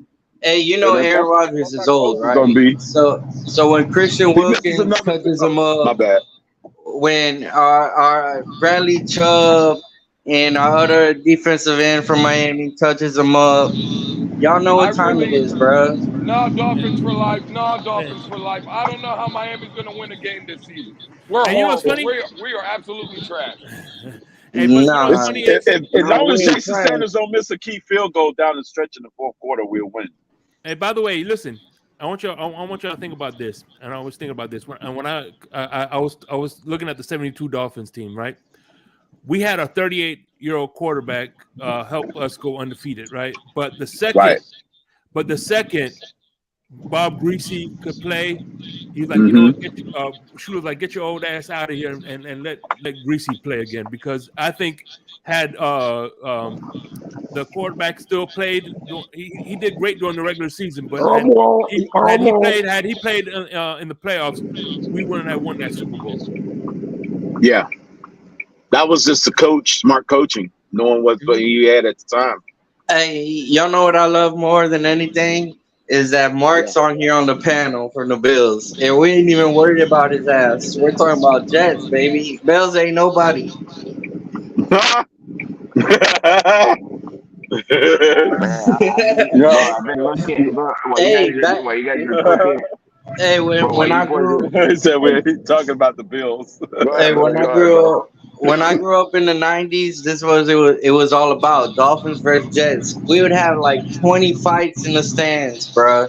It was crazy. Hey, Dolphins for life. Hey, Dolphins for life. Aren't you the dude that makes the models of the stadiums and shit? Nah, man. That was a rivalry. I just came up with this name because that's what it is, bro. Oh no, my bad. I thought you were. 80s and early 90s, it was Dolphins, Bills, and Jets. In the 90s, business is about to pick up. That's what you call it. Hey, I was looking at Aaron Rodgers' numbers compared to Marino's, bro. Dude, Aaron Rodgers completely blows Marino's numbers out of the water, bro. Just way more efficient as a passer. Hey, Color, can I ask you a question, bro? Can I ask you a question, Color? What's up, Fred? Do you see a team running away with this division, or would you consider this team just up for grabs right now? I told you guys before, it all comes down to will to win. Okay, so what do you think? If Aaron Rodgers' down season last year was because of lack of will to win, and he has found some way to gain that will back, then the Jets are like gonna light the league up. Sorry. Okay, be for real with me, Mark, Color. I know you're not saying Do you think the division is up for grabs? Hold on, Fred. Shout out to Kevin Lee with the $10 donation. Dolphins for life. You asked for Mark not to be here, and he's now gone. Sorry, Mark. Somebody's feeding back. Wow. Bye, Mark. Kevin Lee got your ass. Hey, Color, I myself, man, I'm a Dolphins fan, and you know, I'm just gonna be honest with myself, man. I consider the division up for grabs.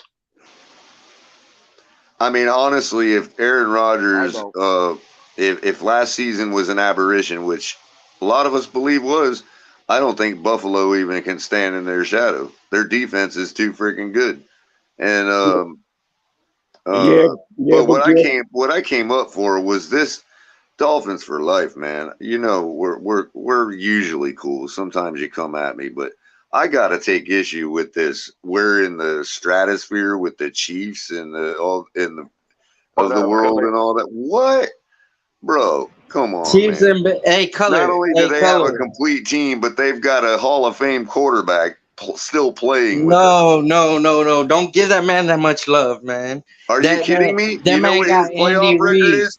That Hold on, man got hold on, Andy hold on, Reid. Andy hold on. Reid won this Super Bowl. To Lewis's Not point, for Mahomes. hold on. To Lewis's point, Aaron Rodgers is 11-10 in the playoffs.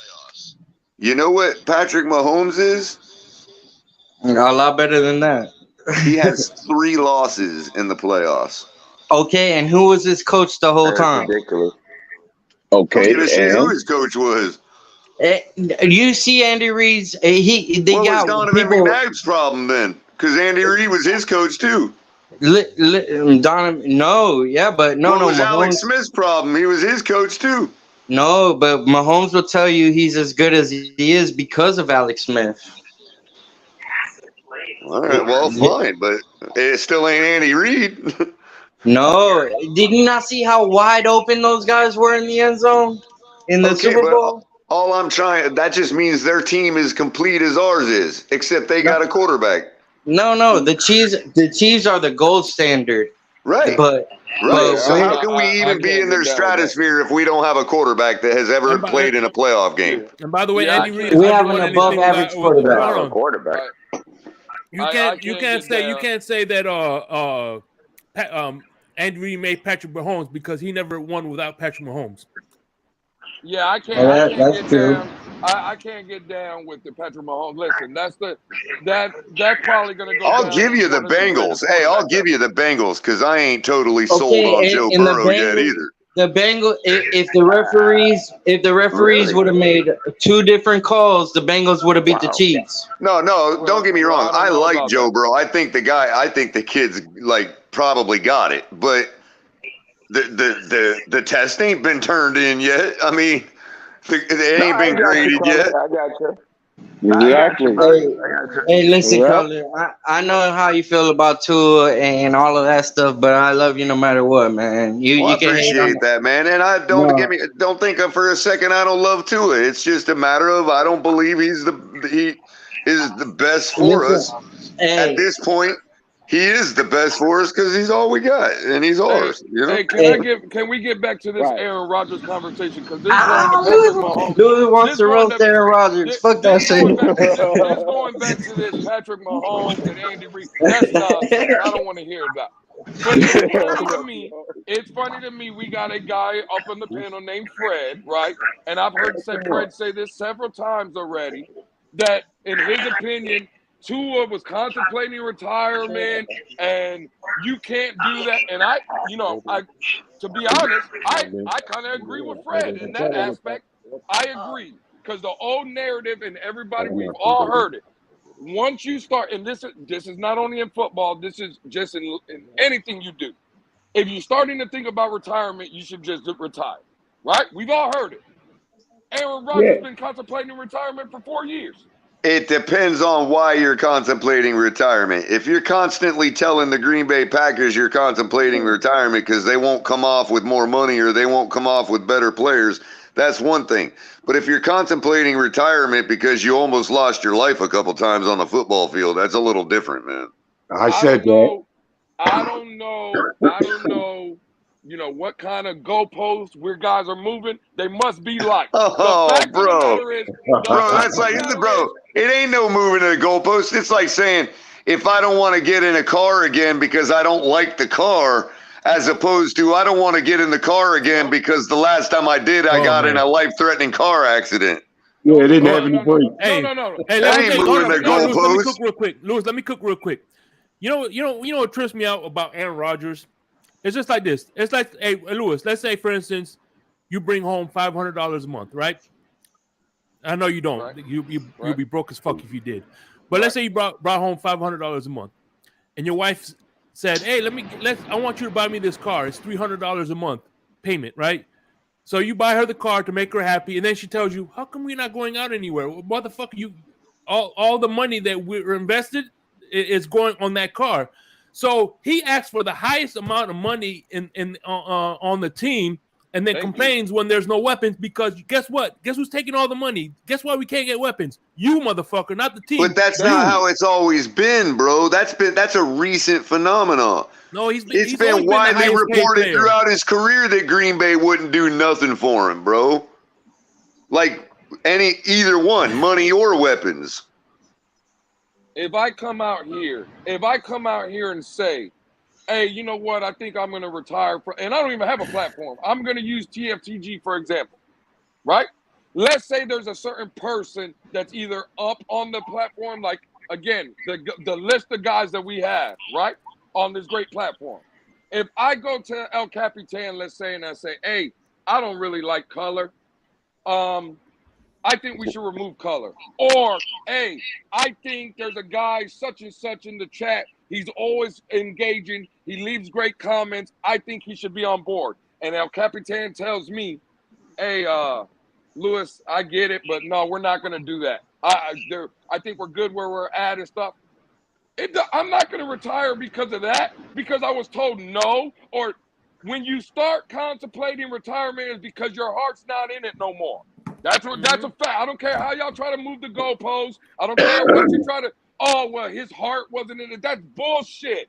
His heart was in it 3 years ago. Hold on, Fred. When he won an MVP, what was it? 2 years ago, he was contemplating retirement in that season. Why did he come out and win MVP?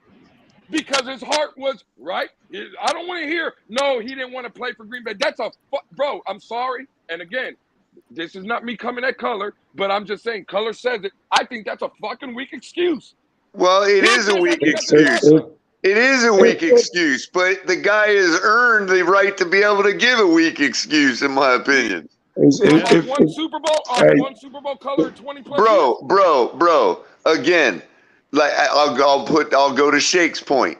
It really is not that easy to win a Super Bowl like people think. That's why Patrick Mahomes is a Hall of Fame quarterback, active Hall of Fame quarterback, and that's why Tom Brady is the only other one that has more than two. Hey, if Aaron Rodgers came to Miami, would we be considered a playoff team or possible Super Bowl team? We're considered a playoff and a Super Bowl team now. Right now. So what's the difference? That you see what I'm saying? That's a stupid ass comment. I'm sorry. It's not. Fred, stop talking that bullshit, Fred. It's not a stupid comment. I don't know if it's not a stupid or not. Comment, Lou, because we are considered right now. We are considered you can all right now Super Bowl contender. That's what we are. Well, by definition, now I'll give you, Lewis. I'll give you that. What Brady did and what Mahomes has done kind of raised the standard a little bit. Sure, one Super Bowl ain't really enough for Aaron Rodgers' legacy. I get that. But to call him a choke artist after he's already completed the job at least once, you can't get artist title. You can choke. You can choke again. But that don't mean you don't get the artist title with that, bro, if you've already completed the job once.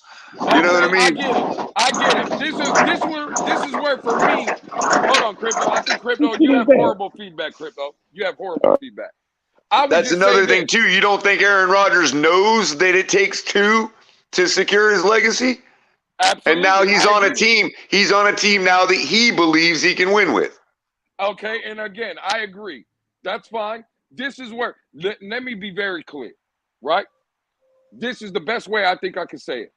If Tom Brady was the quarterback, and he's 3-4 years older than Aaron Rodgers. If Tom Brady was the quarterback of the Jets, I'm shaking in my fucking boots. Aaron Rodgers is the quarterback that I believe, whatever y'all, again, I'm not saying he's bad. That's weird because Aaron Rodgers has beat us more than Brady has. Well, no. Again, yeah, he has a higher winning percentage. Winning percentage-wise, we played him a lot more color. Right. But winning percentage-wise, Aaron Rodgers has beat us more. Again, listen, take it for how you want it. If Aaron Rodgers is the quarterback of the Jets, I feel very comfortable this season. If Tom Brady was the quarterback of the Jets, I'm shaking in my boots. Why? That's crazy because I feel Why? comfortable with Yeah. either one of Yeah, them. why? No, because he's the Why? better. Because he wins. Brady doesn't scare me, bro. He don't win Brady don't against scare us, me. bro. Brady don't scare me. Are you trying to tell me? I'd be more worried about Aaron Rodgers. For real, bro. I'd be more worried about Aaron Rodgers than Tom Brady right now. Y'all done lost y'all mind. I would. Tom Brady has probably beat us more in the state of Florida with the Buccaneers than he ever did with the freaking Patriots, man. So wait a minute. Wait. Please. And I think we only played him once. Please make this make sense. Right. So a 7-time Super Bowl winner. Right, Lewis. Because we used to Lewis, beat but them. here's the question, Lewis. Shouldn't it be 9? It should be. Yeah, why ain't it 9? Again, one of those Super Bowl callers, the opposite quarterback. Hold on. No. What I'm saying is there are at least 2 or 3 seasons where us ruining his home field advantage lost them their opportunity to go to the Super Bowl. Hey, by the way, so you know, Tom Brady at least 2. Tom Brady's record in Miami is 8-10, so he has at least 8 wins against Miami at home. Right, but he's sub 500. What other team is he sub 500 on? Nobody in the league. That's it. Not even close. Not even close. He's sub 5. He's also sub 500 in Denver. That's interesting. That shit is terrible. I love this argument. I'm going to ask you guys a question because I thought the regular season really didn't matter. Can you please, anybody, and this is for anybody, what is Miami's record against Tom Brady in the playoffs? Go ahead, I'll wait. What is Tua's record of having appeared in the playoffs? Again, I didn't say Tua. We weren't arguing about Tua. You guys are telling me that we're talking about regular season. But that's the quarterback we're putting up against Aaron Rodgers' defense. What is Miami's I didn't say nothing about Tua. You guys were telling me about what the Miami Dolphins have done against Tom Brady. They're 8-10, a great winning percentage. What I'm asking you is, what is Miami's record against Tom Brady in the playoffs? I wait. What's Aaron Rodgers' record against Tom Brady in the playoffs? We didn't really play. And why do you think that is? Because the regular season wins that the Miami Dolphins was beating Tom Brady, none of that shit fucking matter. It doesn't matter. Well, why are we getting extra hype about being so great on paper and how we are against the Buffalo Yeah, but see, Lewis, what I'm trying to say is by pointing out what he's done against us, what we're trying to say is you're right about the regular season angle. But it's irrelevant to what the argument is because, yeah, we haven't played him in the playoffs. That's right. Okay. But we don't even like winning against him in the regular season is part and parcel to even getting to the playoffs. So, you know what I mean? It don't really even matter because we're not playing him in the playoffs because we don't take care of business everywhere else. We do take care of business against him. So I wouldn't be shaking in my boots if he was the Jets quarterback. And by the way, we are Lewis, before you do continue, let me just get to the super chat real quick. I apologize, Kevin Lee, for not getting to it any sooner. Shake, you guys going to have a schedule this Thursday. I'm hoping El Capitan will, but if not, I'm definitely out. If nothing comes on here this Thursday on TFTG, I will definitely have one on Friday. Schedule release night? Yeah, schedule release. Oh night. We'll definitely get El something. Capitan. Sure. I'm sure El Capitan will do something. If not, you got me on. I'm sure you have me and Lewis on it with you, Shake. One or the other. Yeah, so Ali will probably pop in.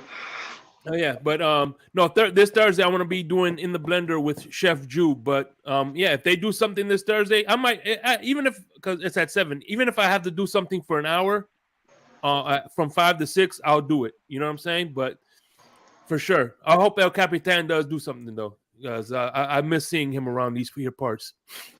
Again, we're still arguing 2 separate debates here.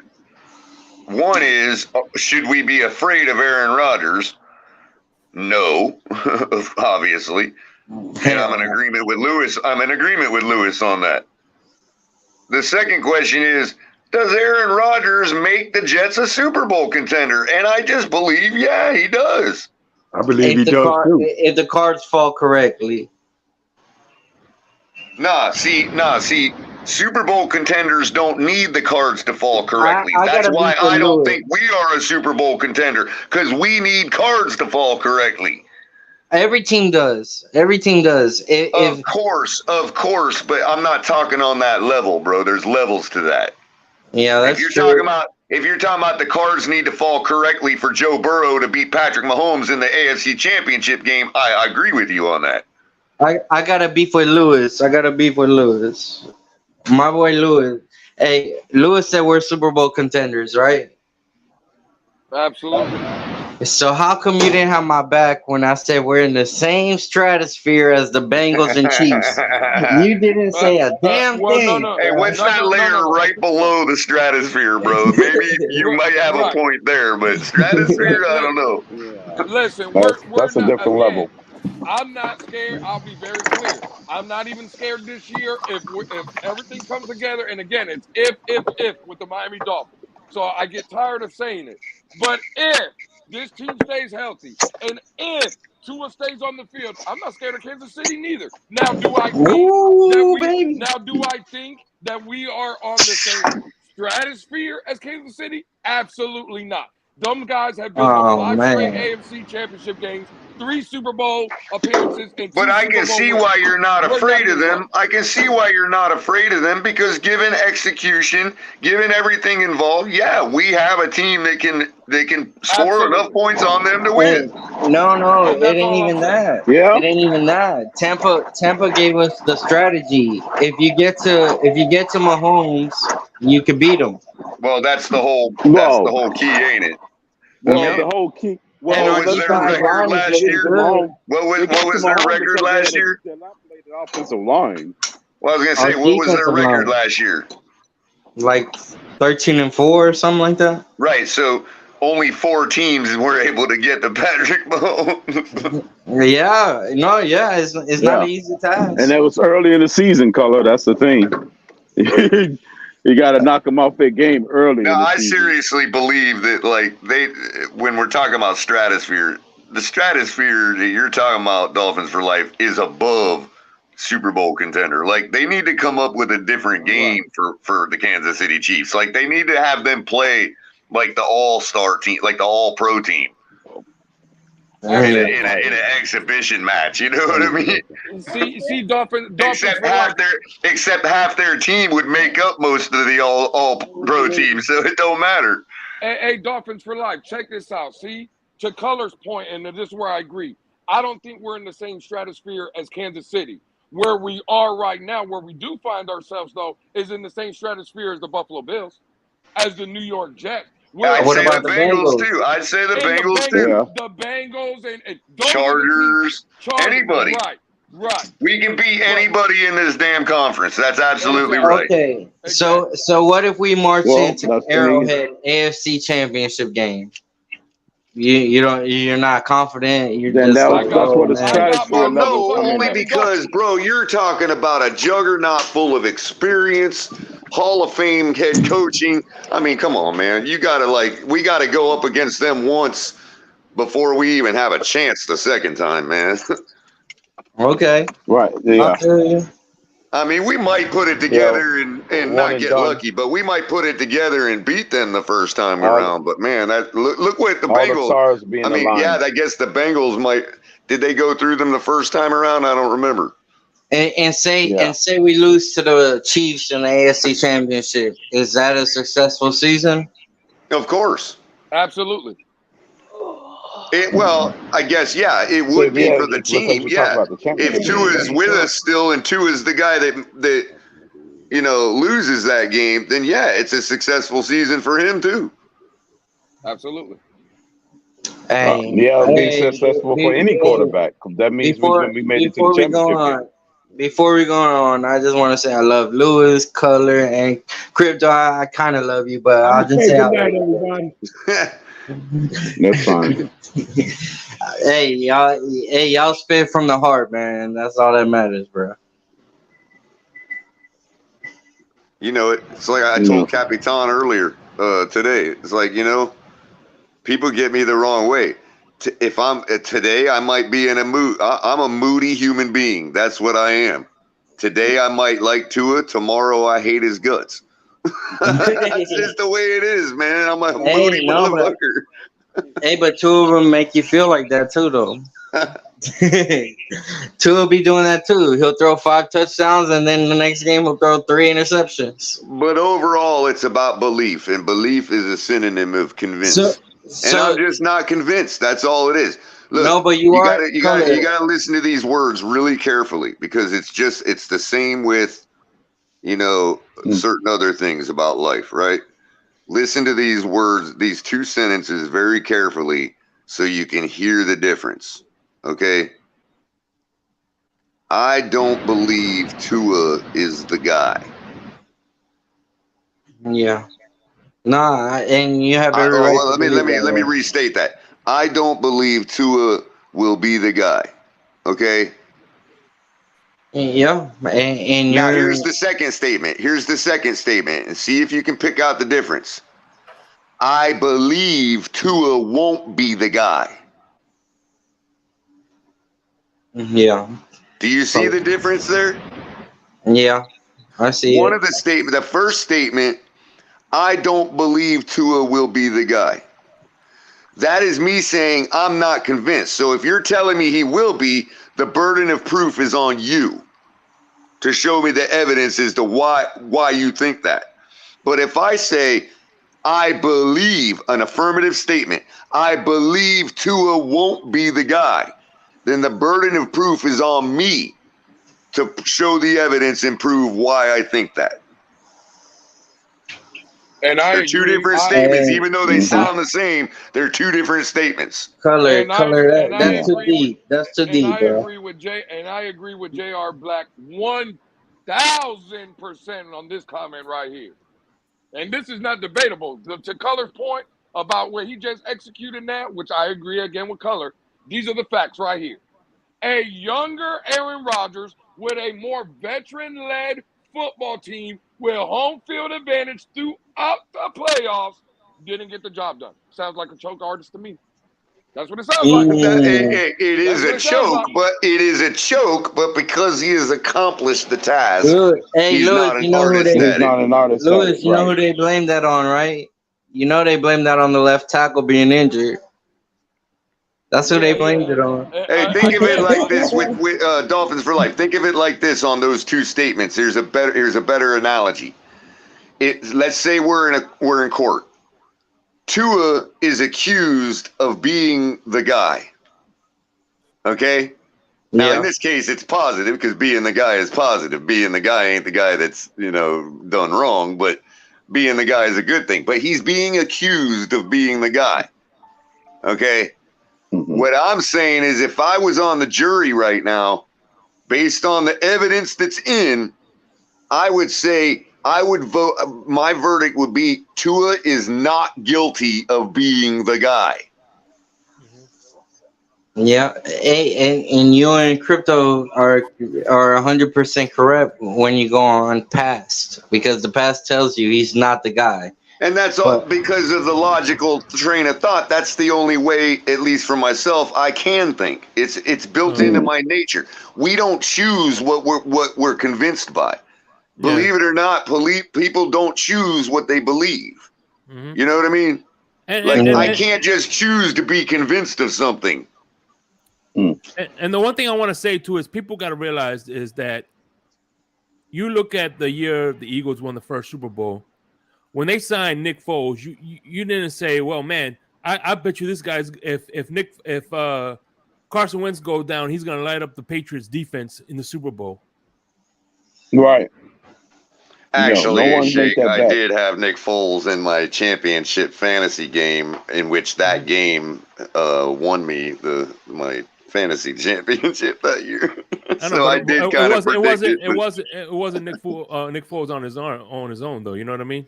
No, but Right. what I'm saying is Yeah. I'm one of these guys that like Nick Foles is the quarterback version of Noah to me. Mm-hmm. If you can think That of it was like that. Like I think that he's was gotten color way. placing I don't think that Nick bucket. Foles is one of those guys that cares about being a superstar Hall of Fame quarterback. But I think when he wanted to win, he absolutely has the ability to be a top-rated quarterback and get the job done, as he proved against the New England Patriots. And by the way, Yeah. shout out to Kevin Lee with the $5 donation. Hey, Shake and Panel, do y'all want to see week 1 if we could pick anyone in the schedule? I say Kansas City, Buffalo.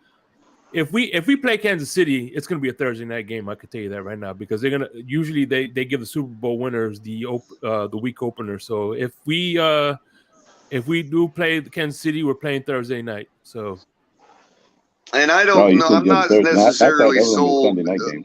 I'm not necessarily sold on this idea that it won't be a true test that early in the year. Trust me, Kansas City will get up to play us, because there ain't no way home skillet's going to want to be overshadowed by Tua. So they're going to get up for that game. well, but yeah, and not to mention, listen, Tyreek Hill is going to be pumping this game before it happens. So I Yeah, he wouldn't. will. Tyreek definitely will. It would not shock me in the slightest if Thursday night game, Miami and Kansas City, AFC championship preview.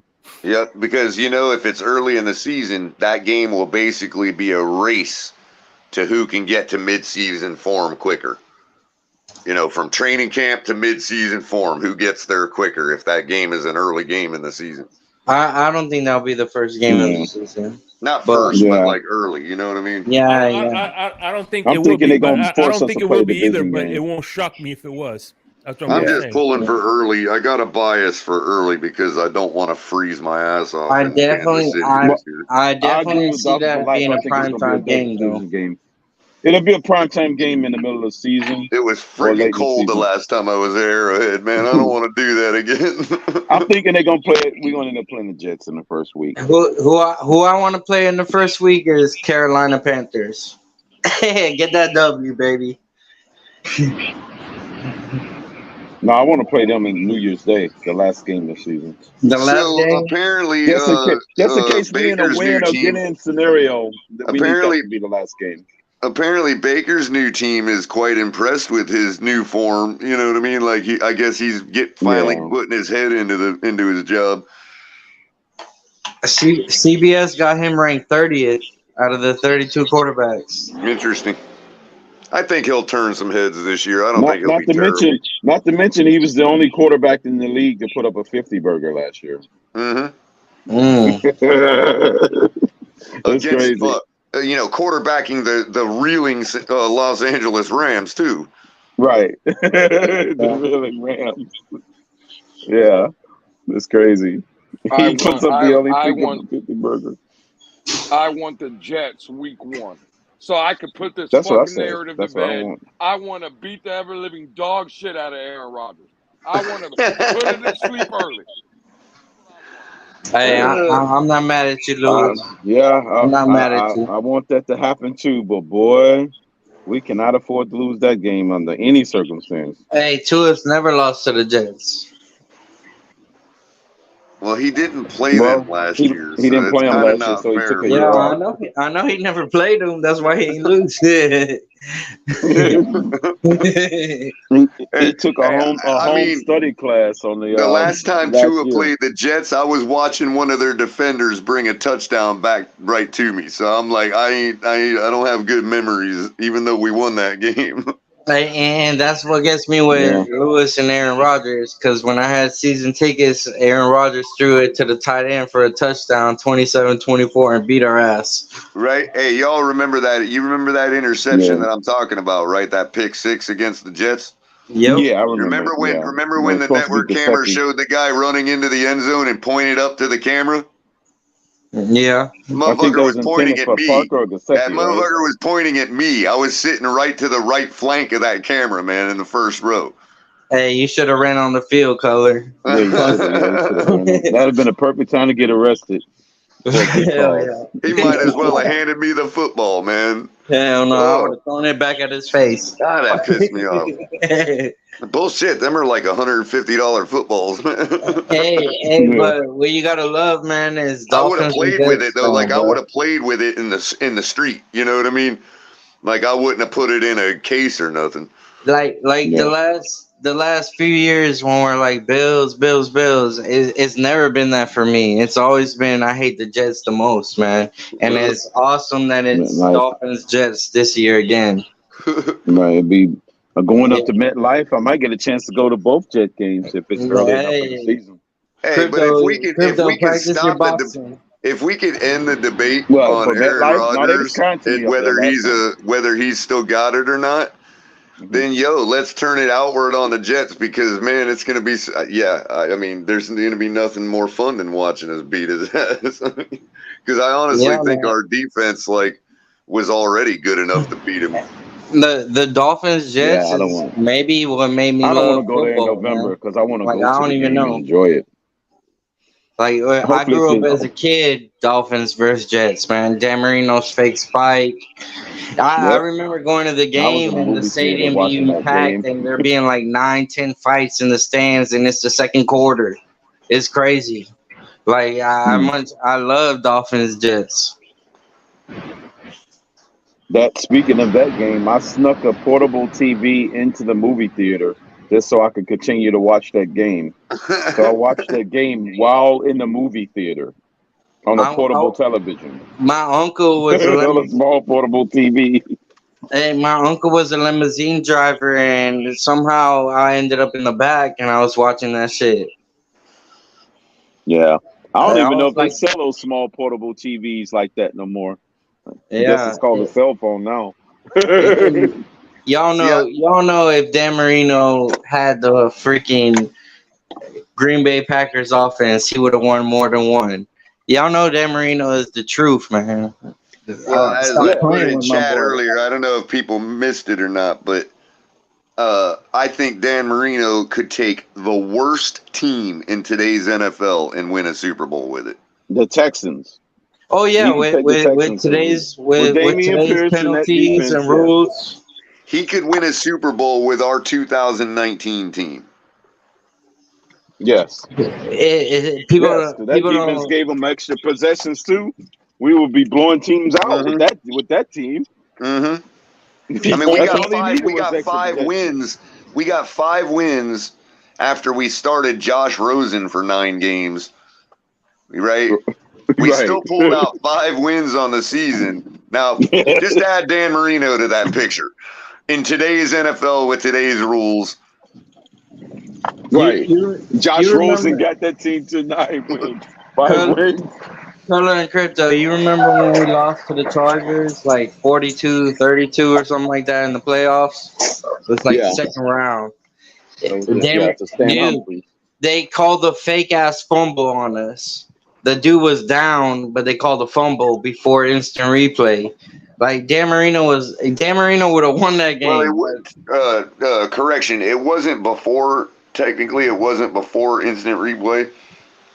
There was a period where they stopped instant replay for about 5 seasons, but they used to have it before that. Like, well, they didn't have it that season. Got so bad. It was so bad. Yeah, that was during the time when they didn't have instant replay. Yeah, right. It was bad. It was like, we got to get instant replay back. It was just way too many games getting thrown away.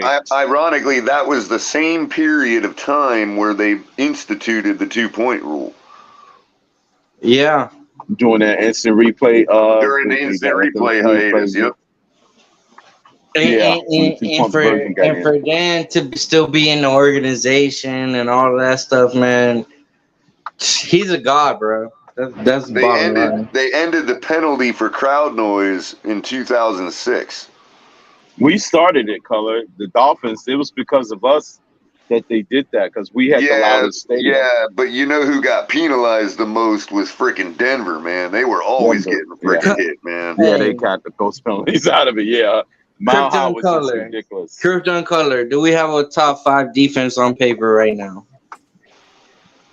I said On last paper? offseason we had a top 5 defense on No, paper. this one right now, right now. I understand. I understand. If I've said that Yeah. about our defense Well- last year, then I'm probably gonna drink the Kool-Aid again this year and All say right. the same thing. Do we have a Yeah. top 10 offense?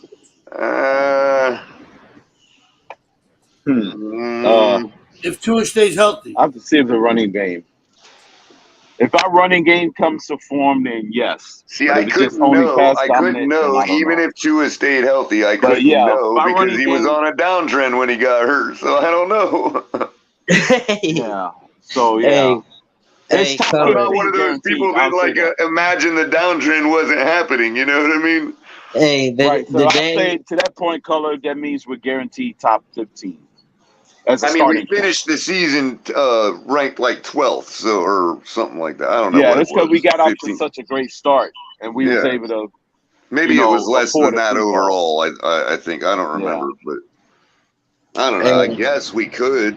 I mean, we was efficient in the first 11 games to the point we kind of gave ourselves enough cushion to free fall, where we don't fall out of the top 15. now it comes down to what Lewis said earlier. I mean, I don't know if that was pretty bold talking about 3-point increase in points per game, because now you're up at the levels that Kansas City was rocking But last couple of Color, years. our defense That's couldn't a make huge that jump. 3 points. Our defense can make. Our secondary was depleted last season. Depleted. Well, guys, But our secondary if didn't you put the take ball on the away ground. if you take away last year's regression, we've been averaging 21 points a game on defense for the last like 4 years, so it's pretty consistent. I don't Yeah. see even as a first year defensive coordinator, I cannot imagine with what we've brought in on defense.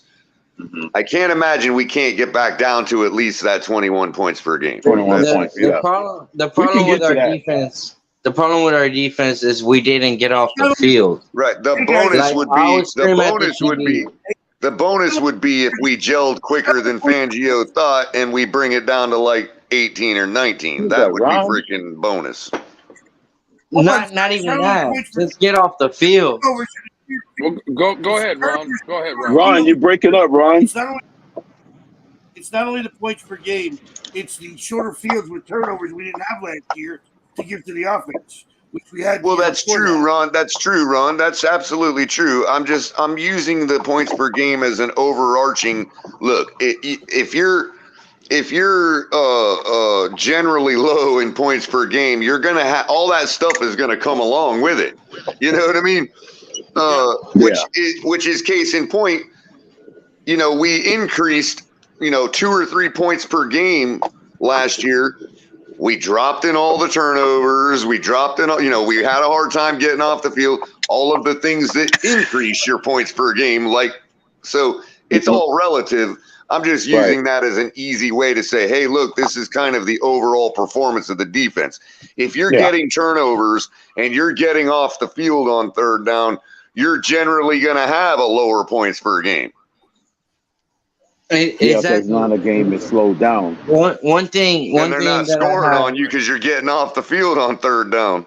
One thing I have beef with Color and other people is that y'all say like the Bills got the ball with 6 minutes and 40 seconds in the snow game, and they never gave the ball up till 0 seconds.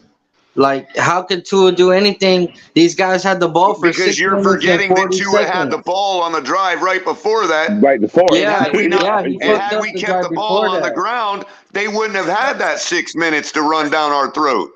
Exactly, but get off the damn field. Get off the field. I don't disagree with that, but we do that every single ball game. We say, oh, the last squad on the field is the one to blame. Well, the fact of it is, when the snow started falling on the series before that, when we had the ball. But Color, 640. Okay, yeah, Tua has some blame, but the defense got blame. Dolphins for life. 3 passes in a row when the snow started falling. Okay, so that's McDaniel. That's not Tua. Agreed. But at what point is it up to Tua to say, you know what, coach is full of shit here, guys? Can't you see it's snowing? Okay, Exactly. so you That's what I'm want saying. you want That's when you you say want him to Mario be the like, playbook okay, fuck allows what you to coach do that. calls. I'm gonna do my own shit. Well, If to you're a listening, point, To a though, point, Dolphins for yeah. life. I mean, this is like saying, okay, I mean, this is like the following orders thing in the military. I mean, if it's snowing and you know your own limitations, I mean, I don't care what the coach says at that point. We're all Exactly. adults here, Just you know deal what with I the mean? consequences We're later. all professionals here. Okay, but Color, who you gonna give the signal for blame first to? down. Tua or the coach? Yo, let me ask you this, Dolphins for life. If he would have kept the ball, if he would have kept the drive going by doing things that the coach didn't like doing by going against the coach, do you think the coach would have complained? No, but what if he would have done what he wanted to do and fucked it up? Bro, then he's gonna How? come. But That would look, be on the then running he's back. gonna come to us. He's gonna come to us with that, the public, and I'm gonna roast McDaniel for getting on him about it. But remember, guys, on that drive, the officials signaled a first down and then switched it back to fourth down. No, they didn't. Not in that game. You talking about the playoff game, Ron? We talking about No, the that regular was the season game. playoff game. Yeah, we're talking about the The snow last game. regular season game against Buffalo. No, that was the regular season game because Tua missed Kiseki on that throw. Remember on 4th and 1. No, it wasn't no No, that was the misconstrued on the playoff downs. game. Playoff game where they messed up the downs, where they was confused about the down, not the regular Yeah. season. Yeah, it was. No, it was a playoff No, game. it was the where they was playoff confused. game, bro. Was it? I could Yeah. have Yeah, when it was messed up about the I downs. could have sworn Tua was in My that. my Then point he though ran into the back. was that if Tua did something like that and somehow he's not going to say it publicly, but we all know he's got ways to get messages out to us. Okay? Yeah. And so if he came to us saying, "Yo, I balked the coach because look guys, it was fucking snowing." I'm not going to go after Tua for that. I'm going to go after McDaniel for if McDaniel, held him accountable for it for whatever reason because it might have failed or whatever. So you're gonna go after Tua for listening to his coach? No, bro, that's not, bro. No, See, that's not it. that's bringing it to That's such a simplified level that we might as well just put a bunch of androids out there. The coach called the play and Tua ran it. Hey, listen. But if you know it's a bad play, Listen, you gotta hold on. Let me say you this gotta real be quick. innovative, man. Let me say this real quick. What separates the good quarterbacks from the great quarterbacks is, all right, listen, you get a set of plays, right? Once before there's a part where the coach and the quarterback can no longer communicate. Once before he hits hike and he sees something that, hey, this play isn't going to work, he should be able to audible out of it because at the end of the day, he's in charge of what happens when he hits hike. So if he sees he's the field something general. that if he sees something that that's not going to work that the coach is playing, he should be able to audible and But change Shake, Because they're all professionals, bro. What if the coach says you can't audible off of me? What if he's telling you that? They're all professionals, bro. Dolphins for life. Let me give you a better example. Let me give you an example. You need to fire that head coach. Right. Exactly. Let me give you That is a bad Shake. coach. Let me give you an example. Dolphins for life. In a customer service situation, right? Let's say my manager told me, "Hey, go. I need you to tell this customer go fuck himself." Yeah. Am I gonna go tell the customer that? No. No, you're gonna say it in a good Because way. there's bigger people involved than my manager as to whether that customer hears me tell him to go fuck himself or not. Right. Sometimes you got And we're the all veto professionals. And I know what the job is. The job is customer service. Okay? Me following the manager's orders there does not provide customer service. It's not me doing my job. Me doing my job is providing customer service and not telling them to go fuck themselves. But let me tell you something, what my manager told me to do. Before you start, Right. one of the reasons why Dolphin fans are mad at Jimmy Johnson was because he tried to put the same handcuffs on Dan Marino, and that's why they didn't have too much success when under the Jimmy Johnson administration. Right. That's another good example. Yep. Another He great tried one. to do that. Another great one apart from football. Starfleet captains in Star Trek. Captain Kirk, Captain Picard. You know how they always break the rules and get away with it because they did the right thing. But Tua didn't have the cachet in year one of McDaniel's offense. Man, what do you mean he didn't have the cachet? They just chose him over the head coach the previous year. Right. You mean he didn't have cachet, right? He's the only one with cachet in the building. They built that whole offense I for don't think Tua. McDaniel's the type of coach to say, Tua, you can't audibilize. He didn't. When did he? That's another good point, Ron. I don't think he's that kind of coach that wouldn't let him audible. He told Tua, yeah, man, if you need to change, you know what I'm saying? He gave pretty much Tua carte blanche in that offense. No. Tell me one time you saw Tua audible out of a McDaniel call. Here's another thing. Here's another thing to consider. If he would have audibled there, it would have been likely to. It would have been likely. It would have been likely to a running play. Now, if that running play failed, Dolphins for life. You all are going to be like, oh, fuck that running back. You know what I mean? Mm-hmm. They wouldn't have blamed Tua for that. One thing I learned. Right, it'll be totally on the running back at that point. By the way, one thing I learned is that's why. Listen, I understand there's audibles, but that's why the Dolphins run so much motion, because when they do motion, it kind of helps them determine what kind of defense they're running. Hey, and what about McDaniel not giving the play call till there's 8 seconds on the clock? That don't help for audibles. He's got to get better at this. That's well, that was what do you mean giving play calls? That was that's where I draw my optimism from. Dolphins, that's where I draw my optimism from, because I know, and y'all are right. I know that there are 5 other deficiencies we have at other places that if we fix those things, we can gain a couple more wins on the season. One of those being Mike McDaniel. Absolutely, bro. I get that. You know what I mean? 100%. Hey, Color. Tell me, I'm not being rude or nothing. Tell me when you seen Tua be able to audible out of McDaniel's call. But that's what motions are for. That's what motions are for. No. Tell me when emotion. Tell when me you, when when Tua. you say player emotion, is kind of like an audible. You got Yeah, but it don't matter if there's only 3 seconds on the clock. That would be the problem, him getting the calls in. Tell me when Tua had the chance to say no, that ain't this play ain't gonna work. Let me change it. Comments for life. You're 100% right. That was a problem last year, and even McDaniel admitted that and said he's gonna get better. Yes, that was a problem some of the time, but not all the time. Yes. He had Exactly. audible, and there was times Of course, Let's not act like he never audible before in this offense, because he did against Detroit several times when he was down. That's the problem, because both sides be right, bro. And that's the problem. Both sides are always fucking right with Tua, bro. The Tua fucking supporters are right. The Tua detractors are right, and it's That's why it's always best, just like that's why I take the position I do of just not being convinced. It's not saying he won't convince me. I'm just saying currently I'm not convinced. And that don't mean we can't win. That don't mean we can't light the league up. That don't mean a lot of things. But you know what I mean? That's why you have to judge Tua after the snap. Because before the snap, I bet you McDaniel didn't let him audible. McDaniel didn't let him audible. No, he let him. So you don't know that? Do you know that for 100%, or are you? No, but just watching the games, it don't look like you need he to go watch audible. that Chicago Bears game and that Detroit Lion game. You see a bunch of audibles. Pre-snap motion gave Tua the ability to read defense and be able to. That's what I was telling you.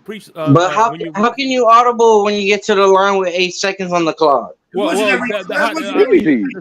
same way you do pre-snap motions. If you have enough time to do a pre-snap, you have enough to do. And think back in your mind, 8 seconds is actually a lot. You see some of these guys throwing out an audible at 5 and snapping it at like half a second. You know what I mean? But then you got to go back to what happened with Tua his first 2 years, and then his third year is his first year in the offense. You know, we don't. That's the thing, that we don't have to go back to that. That's like me telling my manager, again, back to the customer service example. That's like me telling my manager, hey, I did donuts in my customer's lawn because you can't give me that example because customers pissed me off in my rookie year. You know what I mean? you can't give me that example because I got fired for outperforming my superiors. What? Yeah, when I did customer service here on I tell Miami you Beach. this. I tell you this. Nobody got away with it at Nuremberg on saying they were just following orders, bro. Yeah. No, listen. The general manager told me. Hey, listen. The general manager told me, "How are you doing so great? You're doing better than 5-star fucking places." That's because they were threatened. That's a different issue. They were threatened by you. That's different.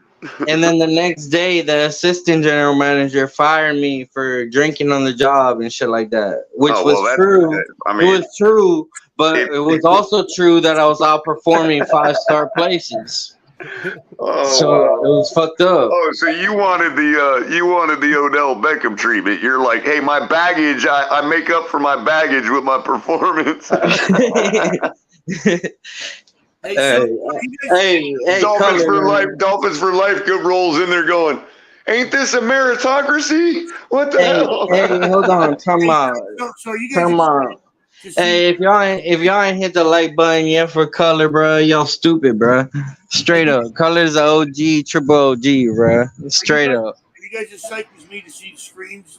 Oh yeah, hit the like button for color. Hit the motherfucking like button for color, bro. Fuck that shit. I can't wait to see some screens and some reverses with this kid at Chain, and they utilize the running game more. And I think the fact that McDaniel addressed it with Mostert is a big plus. Yo, we got 5 running backs. That means one ain't gonna make the cut. Yeah, which one ain't gonna make the cut? Whichever one don't beat out Myles Gaskin. So hey, if I was a betting man, it's Myles Gaskin ain't gonna make the cut. I don't know, man. None of his money's guaranteed. We said that last year about him, and he ended up beating people out. Archie ain't gonna make the team. Straight up, I think it's actually his sure-handedness that's keeping him on the team because of the type of system Mike McDaniel wants to run.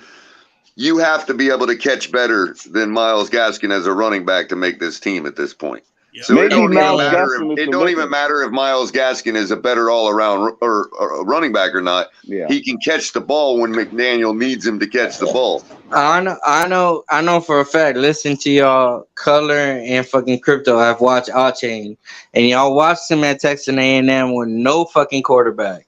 So you know he's gonna be better than freaking Gaskin and Ahmed. So which one? Yeah, but that's the thing. Which one's better between them two, Ahmed and Gaskin? Ahmed or Gaskin? Yep. I think Ahmed. I think Ahmed is saying Gaskin is the odd man out. You also got this guy we brought in, Brooks. His name is competition. Brooks, I seen like 5 seconds of Brooks. I don't really pay attention to his. He's more of an all-around back, supposedly. Well, and especially if people think we're still getting Dalvin Cook, so that's gonna really put if we get Cook, if we get Cook, that's Jeff Wilson's ass on the line. To get their hope, need to temper the expectations about Dalvin Cook. Yeah, I mean, I don't believe Jeff Wilson is going anywhere. He's got a personal relationship with the coach. Exactly. I don't think we're getting Cook, man. Ahmed and Gaskin to be gone. Mostert and Wilson are safe regardless. So and All-Chain, don't forget, he's not getting cut. All-Chain. Oh hell no. So that's 3. Well, the first depth chart that I saw the day they came out had All-Chain at 4th and Gaskin at 3rd, but then I saw ESPN's last night and it had that reversed. See, what makes sense, it would be Gaskin would make the team, would make sense. But I feel like they like Ahmed better than Gaskin. Yeah, Ahmed and Wilson have that relationship with McDaniel from San Fran. So it has to be because I'm just not impressed. But I don't want to throw shade on Ahmed. He was generous enough to appear with Batman the other night. Gaskin is always the survivor. My money's on Gaskin. Over Ahmed? He's a survivor. Yep. I just don't know if Ahmed works for what we're trying to do is all. He's a true survivor, man. I like him. The reason with Ahmed is because Achan can do everything Ahmed could do. So that's what makes me think Gaskin would make it. I don't know. Gaskins is a survivor, man. He's like Rocky Balboa. With the need for pass catching backs, I just got to remind you that Gaskin has had a game where he was 10 for 10 in receptions, bro. Yep. Yeah, but you know McDaniel loves speed, and Ahmed is more explosive. And by the way, that game was against the Tampa Bay Buccaneers, led by Tom Brady, that put a 40-burger on us and had one of the best defenses in the league at that point of the season. Hey, but my boy X got burned on 3 of those touchdowns. He did. That's why he's a bum. He needs to get cut. In that same game where he was 10 for 10 in receptions with 2 touchdowns, he was also 5 rushes for 25 yards, which ain't a lot, but that's 5 yards a carry. Yeah, having put up 10 receptions for 2 touchdowns. I'm going off the deep end. I'm saying X should be cut immediately. When you have performances wait a minute, guys, wait a minute. When you have performances like Gaskin had that day, how can we say that like he don't have the ability to do that at any given time? When we say the same thing about Tua, like people are saying, hey, don't give up on Tua because look what you see when he does flash, right? Pollard, don't think like us. No, I'm not trying to make this about Tua. What I'm trying to make an analogy here. Like people tell me, don't give up on Tua because look what he looks like when he flashes. And that's a fair statement. He does throw some beautiful passes sometimes, right? And I just want to say the same thing about Gaskin. When he flashes, it's huge. Color, but we can't think like us because we would have drafted Washington. We got to think like fucking the general managers. That's what I'm trying. We got to think like Mike McDaniel. That's what I said. He's the one with the decision. He loves speed. Yeah. So Gaskin can simply catch the ball, and in a West Coast system, it is incumbent upon a running back to be able to catch the ball. Agreed. So who would the Dolphins pick over Gaskin or Ahmed? Why do you think we cut bait with Chase Edmonds so quick? Chase Edmonds has to be the quickest bait we've ever cut in the last 5-10 years. Like, that fool couldn't catch the ball. He dropped a couple footballs. Get him out of here. That was it. Yep. That was it. He sealed his fate in that game against the Bengals. Which is really funny because they put more heat on Chase Edmonds for dropping the ball than they did Waddle, and Waddle's a wide receiver. True, but but listen, color, Tua and Skyler throw different balls, right? Tua and Skyler throw different balls. Skyler balls is more heavy. Bro, I'm going to say this right now because I've been hearing this narrative and it's gotten way out of hand. I tried to stifle it. I don't got Twitter, I tried to stifle it a couple times over the last couple months, but it still keeps rearing its ugly head. You can throw me a set of keys. You can throw me a coffee maker. You can throw me a marble. Okay? It don't matter what it is you throw me, I'm going to catch it. It don't matter what kind of spin it's got on it. It don't matter if it looks. You can literally pick up a duck and throw me a duck, and I will catch Jerry it. Rice used to catch bricks for practice. I am not for a second going to buy this different Crypto, spin how you bullshit gonna compare on the Jerry ball. Rice to Waddle, man? I just ain't going to buy this different I'm spin just saying bullshit on the ball. what he did These in practice. guys, look, these guys catch balls out of a Jegs machine. How the hell does seeing it come off the left hand instead of the right hand make one bit of difference? Hey, come on, Color. You know it makes a big difference. No, it doesn't, bro. You're not a Will Rogers. On the ball is different. It doesn't because when you're catching on a Jegs machine, that ball pops out of there out of nowhere. No, it's no difference on the machine, but from a passer, it's different. It is not different, bro. No different. Skyler's balls were heavier. That's a terrible example. If a receiver has a problem catching a ball from a different quarterback, he don't belong on my team. Period. Yeah, he's not a true receiver. A real receiver, especially a number 1 receiver, can catch from anybody. I'll say that about a wide receiver 3. Yeah, wide receiver 3 should be able to catch from anybody. This is why why I put it so hard on Ted Ginn, because he cannot catch the football. Yeah.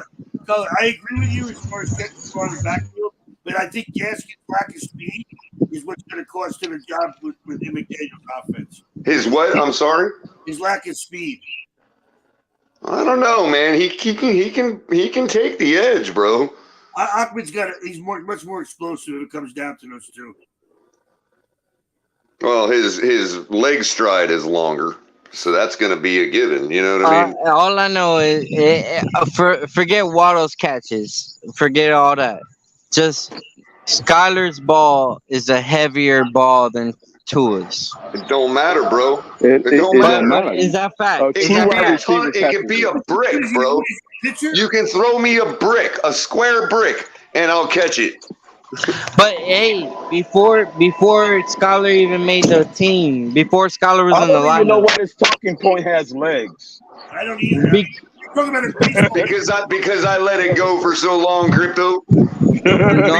Because there ain't no professional wide receiver or retired wide receiver that will come on anybody's show and say this is absolute bullshit. Time out. Is Waddle a body catcher?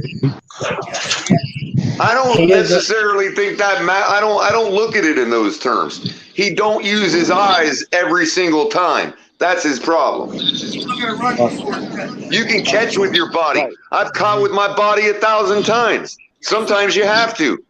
Your eyes are what's going to stop it from hitting the ground. Period. No, I'm just saying. Listen. By the way, I just want to say something real quick on the subject. I kind of tend to be with Dolphins for life on a little bit, because at the end of the day, you got to realize that Waddle is number one, still a young receiver, and number two, out of all the quarterbacks, he's played with probably two of the longest out of any quarterback he's played since college. You know what I'm saying? So at the end of the day, there is a little bit of merit saying that he's more accustomed to catching Tua's balls versus Skyler. I'm not saying one is better than the other, but he has more chemistry with Tua that may be fair over in the macro, Shake. That's fair. But when you look at the three balls we're talking about, those balls just drop in like it literally would not matter who the quarterback is. Hold on, Dolphins for life. I think had Waddle and Skyler had more chances to get more familiar with each other, this wouldn't have been an issue. Well, I'll give you that one on the one where Tyreek stopped short and didn't continue his route. That could definitely do with timing and chemistry. You know what I mean? Not knowing what Skyler's tendencies are and what he looks like when he's going to commit to a throw. That could be why Tyreek stopped short on that one route. You know what I mean? But to ones that hit you in the hands and you drop it, those are inexcusable. Well, Waddle's looking they can't explain them away. And again, Shake, I'm only speaking to the particular passes he dropped. I'm not really I get what you're saying. Like overall, you would see probably a decrease in catch percentage if you're working with a quarterback that you rarely work with. I get that. Yeah. But when it comes to the moment and those catches, those particular balls, bro, like it could have been a set of keys. It could have been a 2x4. It could have been like whatever, bro. I'm catching that, man. No, hey, listen. Yeah. Water should have caught those balls. Plain and simple. But you got to see that those balls were heavier than Tua's. Well, look, the way I see it now is it's over with. The only reason I harp on it is because people want to put this moniker of trash onto Skyler, and I just don't want to do that. So Skyler has heavy balls. Yeah, he has heavy balls, right? I suppose that's what we're going with. Yeah, he has heavy set of balls. If I were to go down the road of saying it's different with Tua, then it would cause me it would create a situation where people would see me as insulting Tua, because there is a fair point to be made that if the ball didn't get as deep and Waddle's got to slow down a little bit and come back and kind of stopped short, the defender would have overran the route, and Waddle would have dropped. It would have dropped right in his breadbasket, much like the Tyreek Hill balls that he catches from Tua all the time. And Color, remember I'll give you that, but then that causes me to be looking like I'm insulting Tua for not being able to get the ball as deep. Color, and remember Jalen was in his second year, and then on top of that, remember that Jalen is when Tyreek's contract ends, Jalen it will be Tyreek. So you got to see the big picture. Yeah, but you got to realize, man, not everybody fits in the big picture. I'm not saying he won't. Jalen will be I'm just Deshaun saying, Jackson. just because we like the guy, don't mean he's the one that's going to fit that picture. For 13, almost 1,400 yards in his second year. Just forget the drops. Forget like if you didn't see none of the games and you just saw this second year player. Well, another thing too is catch percentage. Yes, Dolphins for life. You got to realize. Skyler and Teddy being in the game a couple times had nothing to do. Look, Tua was in the game. Tua was in the game for 13 games. Okay, and Waddle's catch percentage dropped 10%. And you got to understand the reason why he got those yards. You got to give credit to Tyreek on the other side. If Tyreek's not there, Waddle's not getting any yards either. None of that has to do with why his catch percentage dropped 10 points in one season. Well, Ron is getting at is Tyreek's gravity. I use this term all the time that people gloss over. If one player is drawing so much attention to themselves, it leaves a gap between the defender to focus in on the other speed guy. That's what Tyreek's gravity do for teams. Absolutely. That a lot of people overlook. That's basically what Ron is saying. Crypto, and in 3 years, Jalen will be fucking Tyreek. He will be Tyreek, and Tyreek will be gone. Yeah, the ideal situation is that this isn't it. Look, the ideal situation is that what happened in that playoff game is an aberration. Everybody has a bad game, and Waddle is fine, and he's a premier wide receiver, and yeah, he is the guy that's meant to take that role after Tyreek. Sure. Hey, that's true. That's true. If he does that, that means he would have to be more, more of a. But I'm telling you though, every time somebody tells me Skyler's trash, we're bringing back up this Waddle shit, man. I'm sorry. Well, I don't think. Yeah, I mean, he played like no quarterback on our roster is trash at the moment. But see, you guys, Ron, you're willing to say that, but you know as well as I do what the narrative is, bro.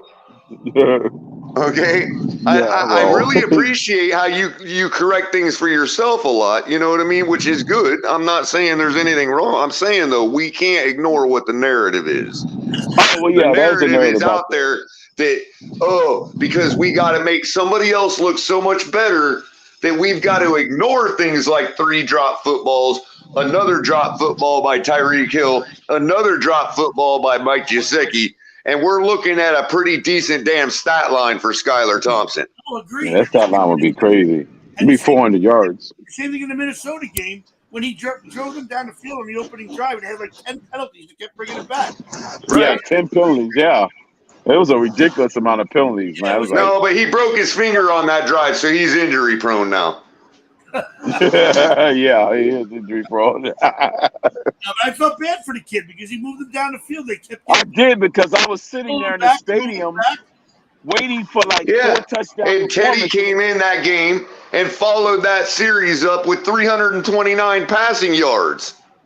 Yet Waddle fumbles the football, and now Teddy's trash. No, but Teddy got 100 of those yards after freaking Jalen's fumble. That doesn't matter. Waddle has to stop looking for yak before he catches the ball. He's got to secure before he looks. Secure the ball first, and then that's the run. Right. He's looking to run before he secures the ball. I mean, to be fair, Dolphins for life. Tua could, in plenty of games, got 100+ yards on 1 or 2 plays with Tyreek Hill and Waddle. Yeah, the Baltimore game. Yeah, the Baltimore game. Hey, Like, The Buffalo this bomb. is The one first thing. game against Buffalo, he threw a bomb to Waddle. yeah. Beautiful pass. Yeah, dropped right in the bucket. It was coming right Beautiful towards me, route. man. First drive of the Beautiful second half. route. First drive of the second half. First, yeah, the second half. Yeah, the Green Bay game. It was a freaking catch You and go for remember 80-some yards. Bro, I'm watching Waddle against streak the down the Packers. field, come running right towards me, Hey, and he's wide open, and I'm like, come on, dude, what's up with Waddle? Why is he wide open? And then the ball dropped in. I hadn't even realized Tua threw it. Yeah, Teddy Hey, Bridgewater that's gets a magic, 65-yard bomb against the Bengals. That's true, yeah. Yeah, y'all Tyreek remember has got that a lot pass? of deep passes, catches. You remember that 84-yard pass to Jalen from Tua in the Packers game? That was a 12-yard Yeah, he pass took it that Jalen took. That was took the rest of the way. Yeah, he just Tua. outbeat the That was secondary. all Tua, man. Well, I tell you also where How was that? And he only threw a hit you 12-yard hard. pass. Where Waddle will really excel and hit you hard is splitting those defenders like he did against New England. That shit's some ridiculous shit right there, man. Safety's right before the half on that. And safety. It was 4th and 4 or something like that. All right. Yeah. Mm-hmm. Right before the half. Safeties, yep. That was one of those ones where you're like, that gets the proper peace sign. Like, seriously, like, can't touch me. It was a 3-point game at that time. So the man got route running, and the man got speed, but he got his route suspect running's on hands. lock, man. And Every part of his game is elite. Is Every part of hands. his game is elite so far to me, except his except his eyes, I should say. He loses concentration right before the ball gets there, I think, because he's looking to run. And Color, do you not think he can improve on that after Of he's course. only in year Of course. 2? Of course, it may not even need to be. It's gonna be his third year. Yeah, it may not even need to be an improvement. It may have just been an aberration. I'm not saying it. It couldn't have been just a bad game. You know. Again, I don't. The only reason I even bring him up is because people persist on this narrative that Skyler is a terrible quarterback. No, Skyler would have beat the Bills. Skyler would have beat the Bills if Waddle would have caught the damn ball. Right, but the problem for them is when they want to prove to me that Skyler's terrible. When they want to prove to me that Skyler's terrible, this is when they incorrectly use stats and throw them at me and say, "Well, look at his stat line in the Buffalo game." Yeah, well, okay. Are we just going to ignore what could have been? You know what I mean? Yeah. From everybody else on the team. Bottom line, he played well enough to win that game. That's the bottom line. And we still only lost by 3. So when 2 of your wide receivers are dropping footballs and your tight end is dropping footballs and you still lead your team to a 3-point loss in a playoff game as a 7th-round rookie, I'm sorry, you're not trash. You've got 10 times the potential of most of the quarterbacks in the league. Definitely stuff to build on. To be fair, on the other side, when I was watching Skyler versus the Jets, and there was like 6-7 minutes on the clock, and he went 3 and out again, I was like, please bench this motherfucker. He's fucking driving me crazy. Right, but that's just a fan. Testament to his competition. Again, plenty of teams said the same thing about their quarterback against that Jets defense last year. But hey, color and crypto, to y'all's point, Skyler will be on the roster again. So he's not fucking garbage. Because if he was garbage, he wouldn't be on the roster. He's gonna be on the roster. But do you see how it is, though, bro? But do you see how it is? Because how the money is, where the money's at, Mike White comes right in the building and is QB2.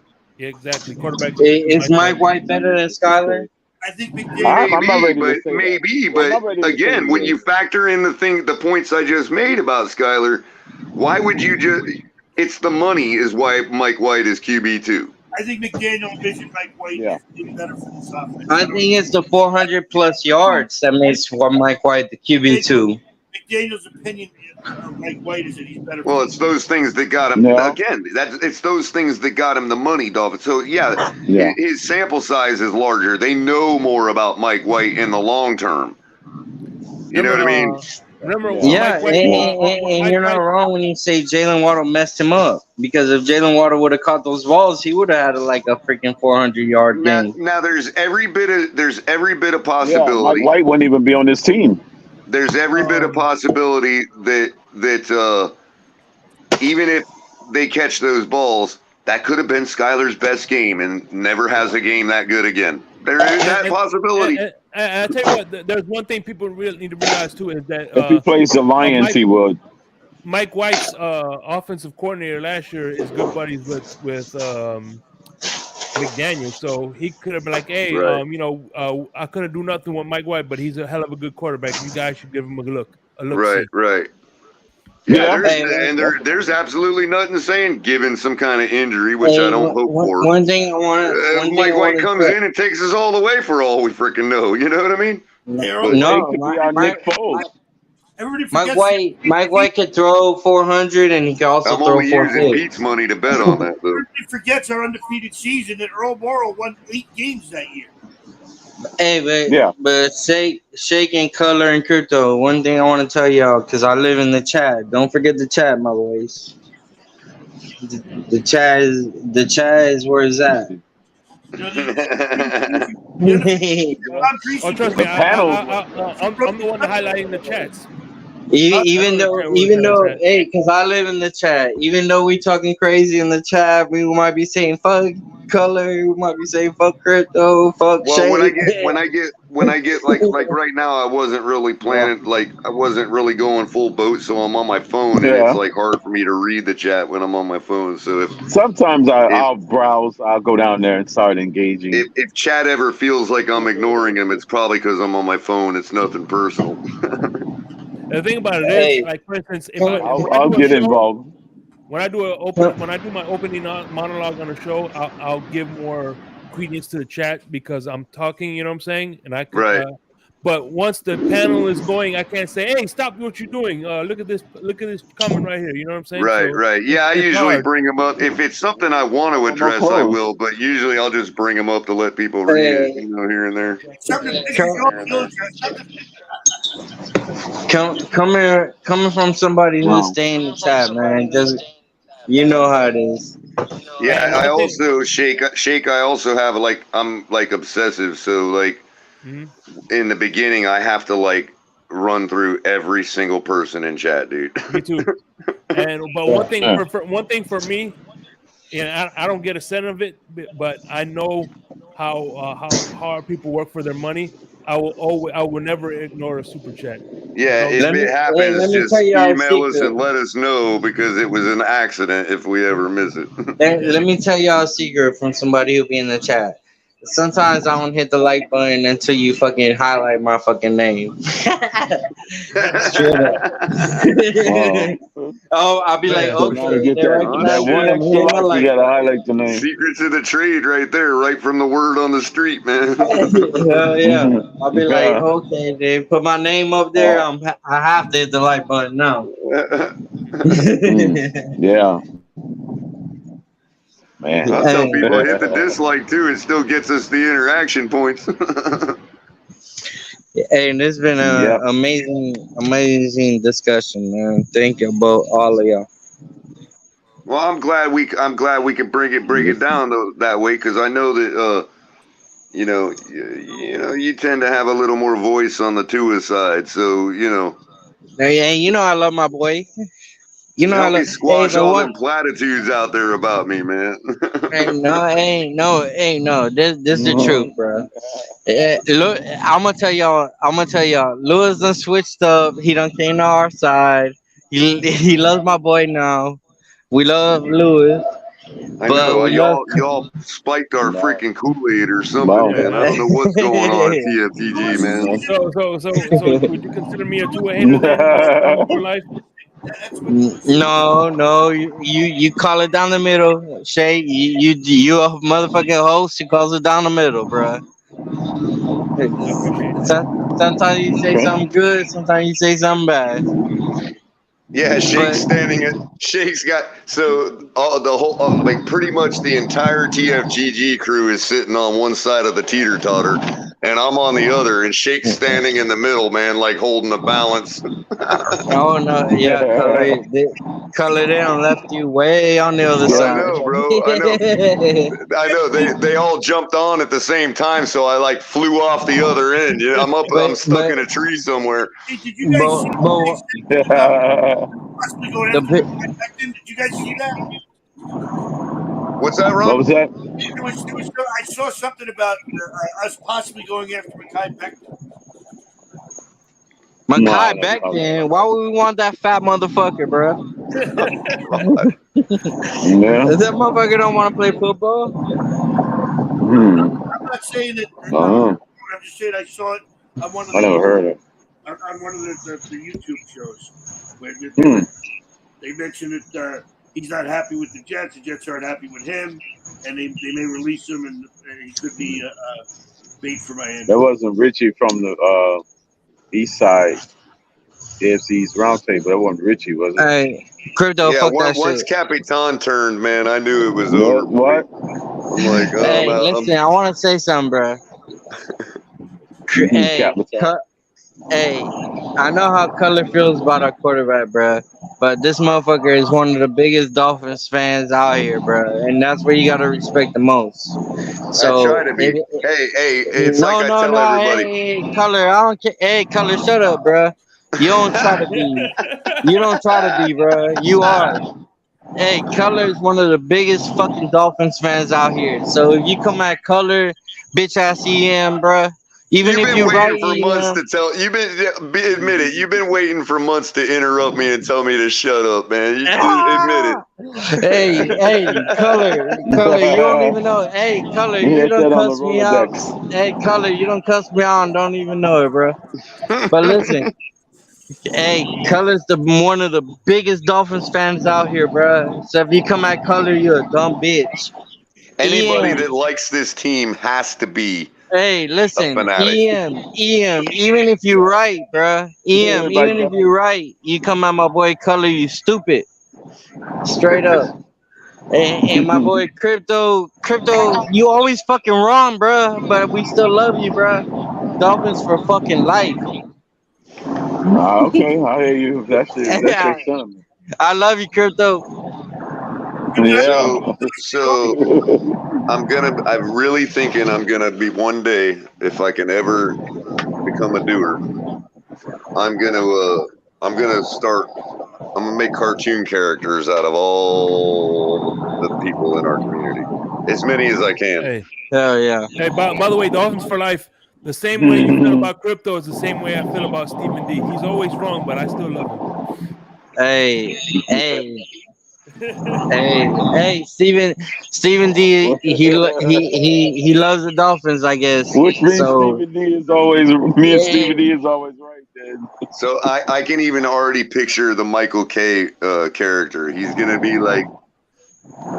have like a big head and like a t-shirt on that's too short, so it comes up on his waist a little bit. You know what I mean?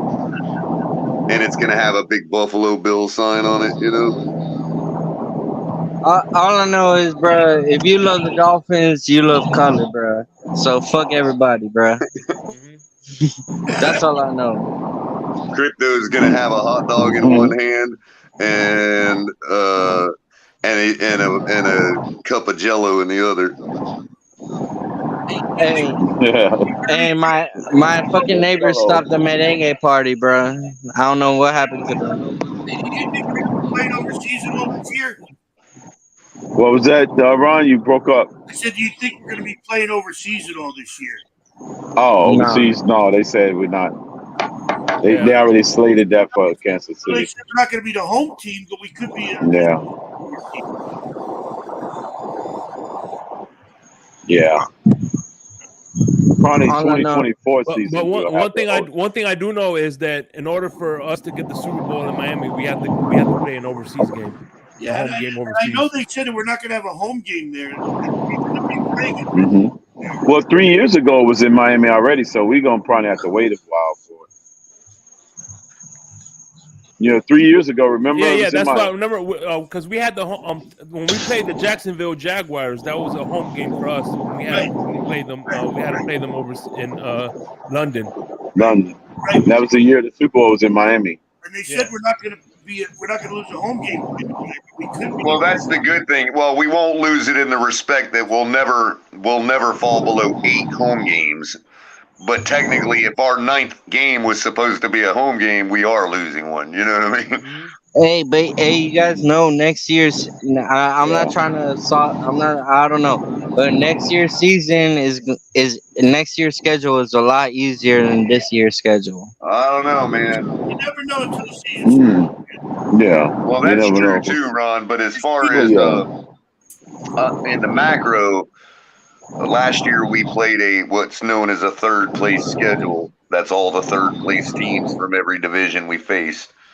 And this year we play a 2nd place schedule. So, I mean, the competition gets notched up a little bit. Also, every year, progress, get better. You expect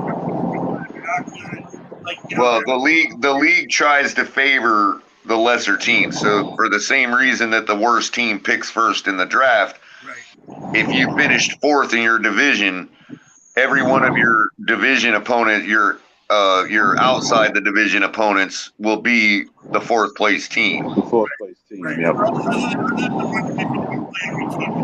Because they want it to be fair for you to get back into competition. Right. Other than the full division we play, like if we're playing the AFC South or something, then everybody plays all of them. The NFC East. What the difference we got is Baltimore, Carolina, and those are somebody 2nd place else. teams. Right. But yeah, they were right. Denver. Hey. No, not that. We play Denver no matter what. Right. I That's definitely gotta give a shout out real quickly to the ambassador here, man. And, Ambassador at large, Chef Ju. Subscribe, like, share, and donate, baby. Thank y'all. Thank you, Chef Ju, for being a big supporter. Hey, y'all gotta get Chef Ju on. By default of being the only chef in the community, he is the go-to guy when it comes to finding out what a good cheeseburger tastes like. Yeah, hey, y'all gotta get Chef Ju on. We will have to appeal to authority when it comes to Chef Ju on the cheeseburger. Tell Chef Ju to hit the link. That's the #1 Dolphin fan in the world, bro. Hey, I'd have to say that. Hey, Dolphins for Life. You know I do a show on this guy Larry Cage channel. Yeah, but he be hating on the Dolphins just like you do, bro. Color, but hey, he's just like Color. He's a big Dolphin fan. Anyway, I do a show on there. It's called In the Blender, and Chef Ju is going to be my special guest this Thursday.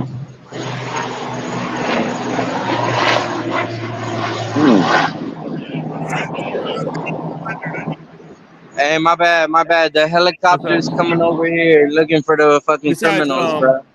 I what you call it? Before I started, I messaged the Chef Ju the link. So if he wants the link, I'll drop it again. Hey, I sent him the link.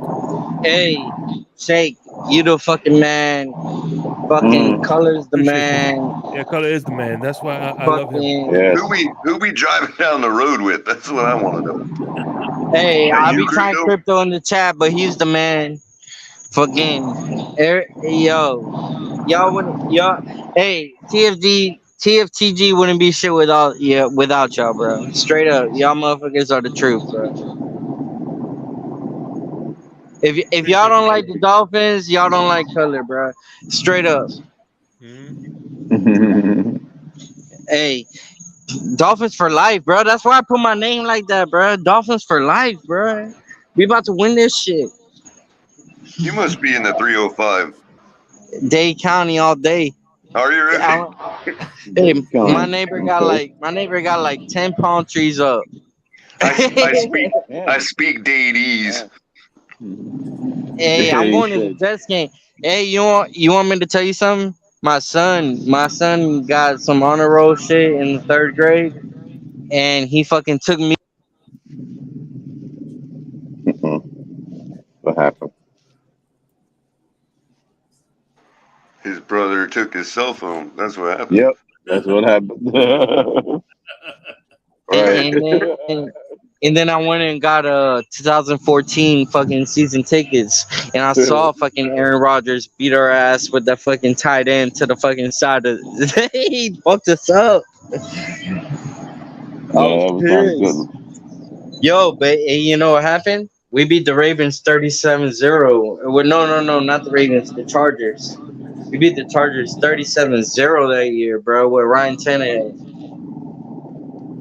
Oh, We lost to the Ravens. This freaking fruit cup had his freaking wings and all kind of shit. I want to beat his ass. Hey, I know how y'all be when y'all at the game. You know you want to fucking punch some people, bro. Just that lady that Packers fan that had the dunce cap on, man, that was in my view. Hey, and Color had it the worst way, bro. He had a flat tire and everything, bro. Oh man, you remember that, huh? Damn. Yeah, it was miserable. It was like 45 degrees out, changing a flat tire after the game, man. God, that was the worst.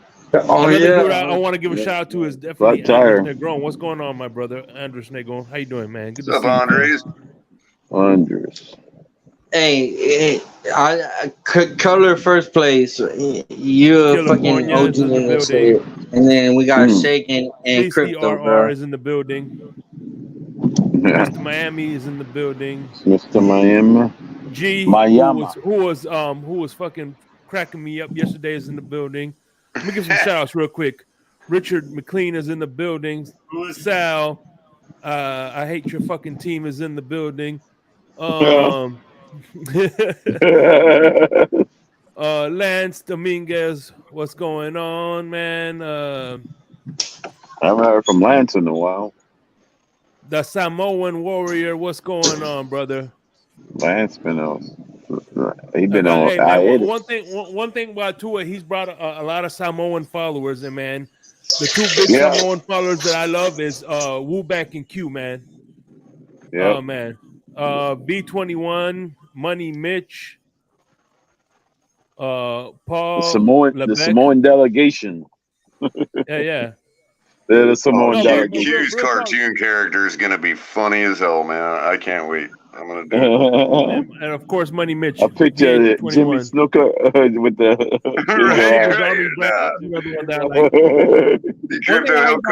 He'll call us a racist for saying that, bro. You can't say that. One thing about Sheba's Army Brat, I like looking at his picture, man. He's got a picture of McDaniel's vaping. Hey, straight up Color and Crypto. You know we better than the Jets and the Bills, bro. You know we better than them fools. Yeah, we are. Crypto, I'm thinking I'll have Q with a t-shirt on and a big Dole pineapple logo. Yeah. With the Dole pineapple. Yep. So if we better than the Jets and the Bills, who do we gotta go through to get to the Super Bowl? The Bills. I like Amicus. I fucking hate your team too. Is in the building. I'm thinking Amicus, the Amicus cartoon character, and the Michael K. and the Mark character will all be sitting in a pizza joint in Buffalo that's run by Sal. Right. Exactly. That was a good one, Color. I've got the whole character set in my head. I just ain't an artist, man. Sal's Pizzeria. Sal's Pizzeria. Yeah, Sal's Pizzeria, right? In Ristorante. Hey, we're going far this year, for sure. Man, Sal's has some good pizza though. Sal's Pizzeria. I'm running a special. You buy one pizza, you get the second full price. Right. You get one full price, buy the second one.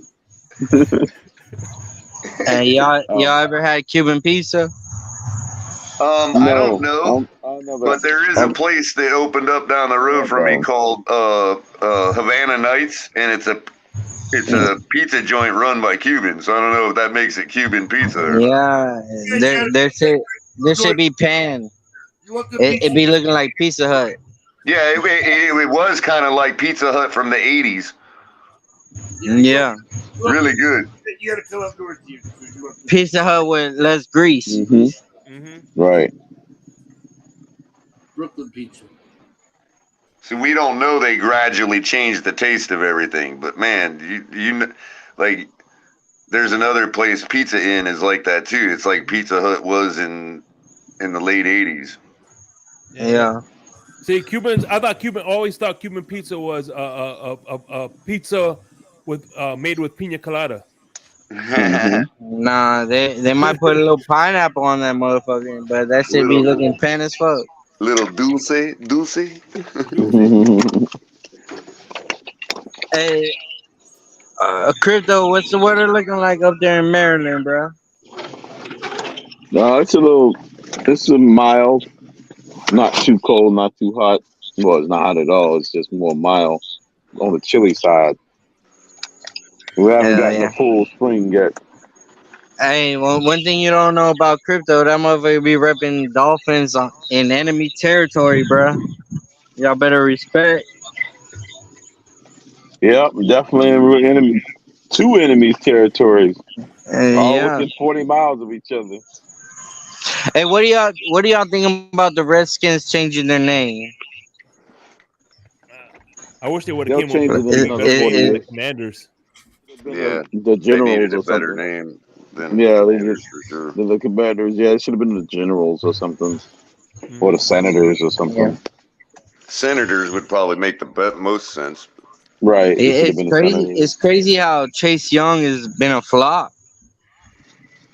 Hey, Crypto, I wish they would have changed it to the Red Tails. Crypto, I saw you, Steven, to the baseball game. Who was it you met while you were there? That was Jim Harbaugh, the coach. Oh, that's right, with the Michigan. Yeah, Jim Harbaugh. And the whole team, they were sitting in our seats. It was like, okay, you can sit up front now. But there was a lot of open seats in that section. So it was like, okay, we get even better seats now that the football team has took up our old seats. And then Harbaugh's assistant come and said, well, we can let you take pictures with the coach, man, for stealing your seats. That was fun, man. What's the likelihood of going to a game in Washington where you have a coach, from Michigan? So, Hey, my dog Lewis has spoken. Maybe I'll put that on Sal's T-shirt. Of course, he'll be wearing the. I guess we can't really call it what we used to, but the T-shirt that you see the pizza guy wearing in a pizza joint, Hey, are any of y'all worried about them Bills? Like, for real? I mean, they're still defeat. We gotta prove it on the field. Yeah, but the Jets have surpassed them. So, yes or no? The Jets are past the Bills. You go back yes. You gotta see it on the field, bro. I think Josh Allen's about to go through a lot of frustration that he didn't think he was going to be going through. Josh Allen don't even want to run no more. Yeah, he don't. Yeah. Hey, and you know he who seems like made, the type that's starting to get bored, man. You know who made Josh Allen not want to run the ball anymore? Christian Wilkins, bro. Christian Wilkins made that boy not want to run the ball anymore, bro. Why you say that? They were talking trash. Match in the playoff game made him not want to run anymore. Hey, by the way, I changed it to DTA's brand real quick so I could show everybody the new gear that TFTG is going to be rolling out in the beginning of the season. Bills onesies. There you go. Hey, where's the link? Where's the link? We need to buy that. I think that might be what I put Mark in with his cartoon character. That might be what Mark's going to be wearing. Hey, did you see Mark? Mark didn't want to even talk no more after we wasn't even worried about their ass. We was talking about Jets. Mark disappeared when we was talking about I might put a lightning bolt on Mark's shirt though. Hey, one thing you gotta show love to Lewis. Lewis ain't worried about no fucking Aaron Rodgers, bro. Actually, I think Mark's shirt will have the AFC East logo on it.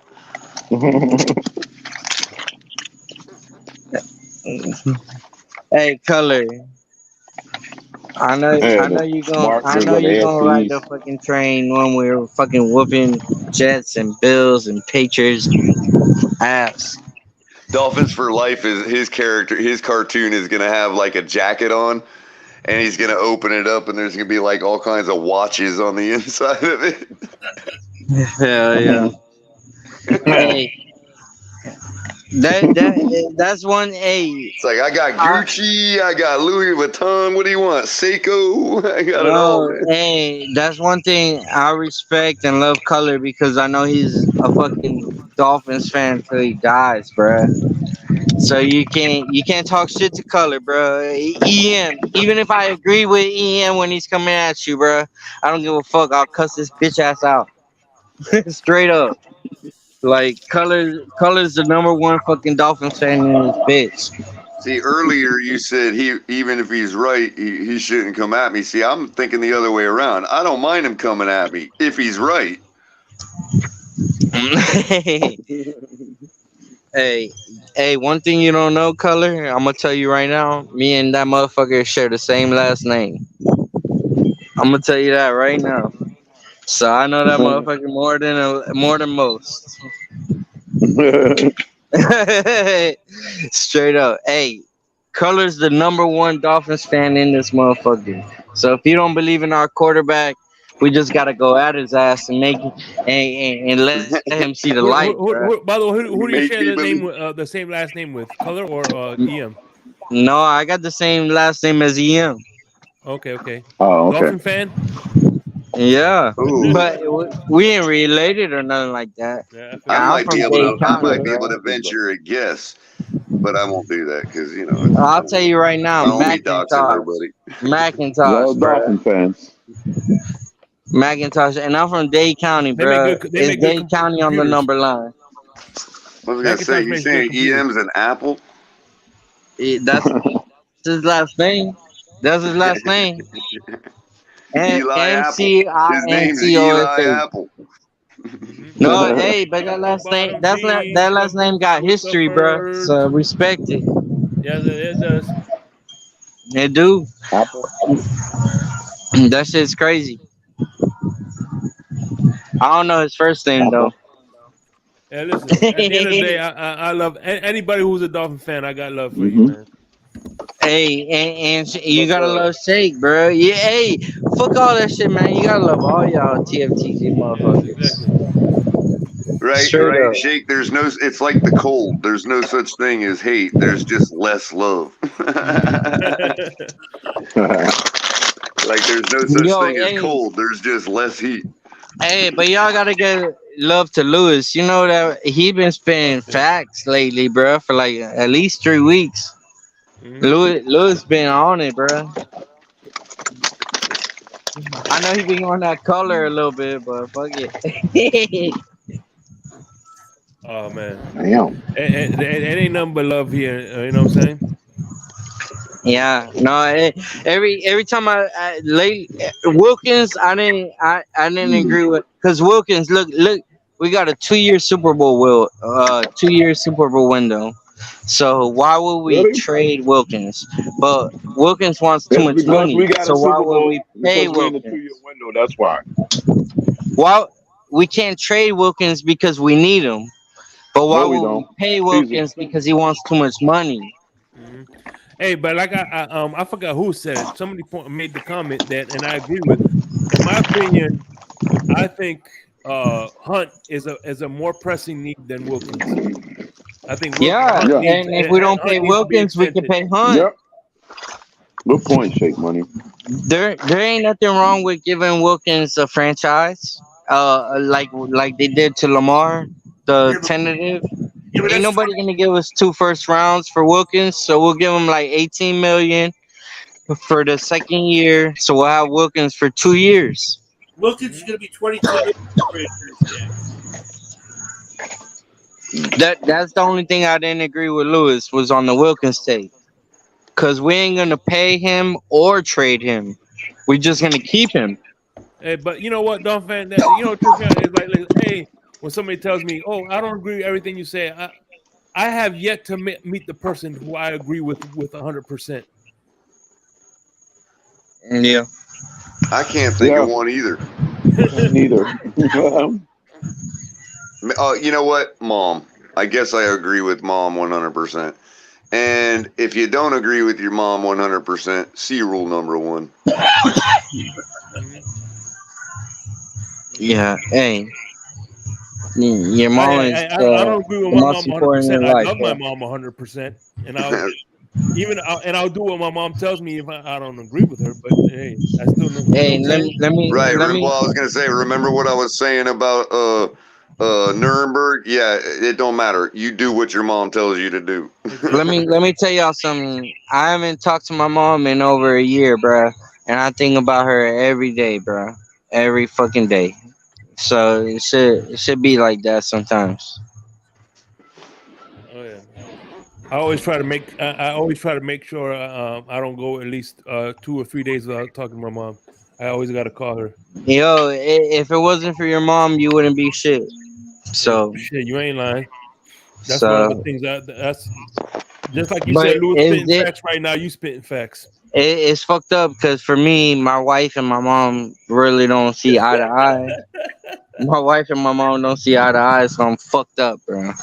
But yo, your mom's more important than anything in this world, bro. Dude, out of all the stupid shit we talked about, this ain't the most crazy, outlandish thing we ever talked about, Tony. That's Jordan. Jordan just wants to talk about offensive linemen. Get up here and talk about offensive linemen, Jordan. Oh man, Jordan, Austin Jackson's the tell us how boy. that iguana tasted, man, down in Cuba. Jordan is like a Lay's. Hey, Jordan right now is like a bag of Lay's potato chips baked. Is he still down in Cuba? I don't know. I'm dropping the link, so anybody wants to come up. By the way, I'm honking on some good cigars, man. I'm killing this at the 4-hour mark. So just Yeah, he said he was in Cuba. I don't think he is. About 42 minutes or so. Cool. Mm-hmm. What'd you say, Crypto? No, I said he said he was in Cuba for a couple of weeks. Right. I don't know if he's still down there. I just dropped your link, brother. Yeah. Damn, Dolphin for life. I hope he's okay. One of these days I'll do a Jordan impression. I don't know if I have it down yet. I'm glad. Okay, good. I'm glad you're back. I don't know if I really like. I know I'm about to pay a serious price for the way it is. These ghost peppers I just ate with these ghost pepper chips. I'm about to pay a heavy price in about 10 minutes. Your downstairs neighbor might be that clear toilet you got had on your avatar might be paying a price. Right. Clear bathroom floor. Yeah. Man. Whoo, boy, I didn't know ghost peppers was like this. Wow. Man. All righty. You should have put it on video, bro. And then like pour a bunch of milk in your mouth, you know? Yeah, that's what I'm gonna have to do. Get that almond milk or something. Hey, by the way, Crypto, so you know, bro, when you come to Miami, even if it's a not game, even if it's I'm just going to the tailgate, I'm definitely gonna meet up with you when you come to Miami. Yeah. Crypto, you know when you're going? What game? Yeah, Crypto, what game you coming to, bro? You don't know the schedule yet, so. Yeah. I did book the hotel for the 6th of that weekend, the 5th weekend, because we normally play a home game. October. Okay. October, the 5th game of the season. Hey, I'm going to the Dolphins home game. I'm coming down for a game too. I don't know which one yet, though.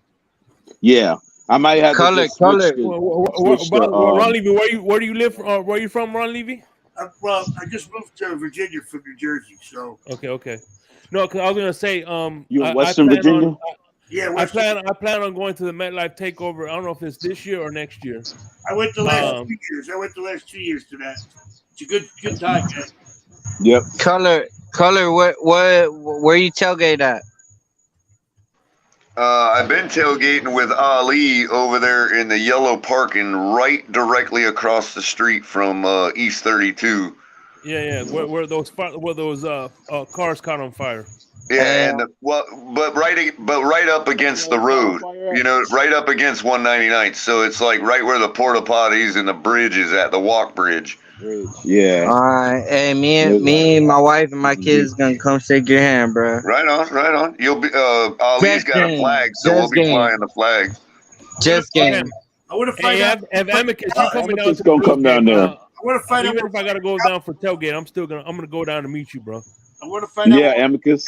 Yeah, I'm gonna have to come there now. Now I'm gonna have to schedule that one. I'm gonna have to meet up there. Maybe Josh Allen be still in the league at that time. Make sure Dolphins for life. Make sure or anybody else. Make sure you check in. Keep obviously not that you won't, but keep tuning in because we don't know if they've changed the parking again this year. So, but likely we'll probably be right around the same spot. Hey, I'll for sure check in where you're gonna be at. Hey, we're about to beat the Jets' ass, bro. But Ali bought a flagpole, so we'll actually be able to raise the flag pretty high this year. Color. Okay. If we don't beat the Jets on the field, bro, you better be ready to throw hands because we're gonna beat their ass fucking when they coming out the stadium.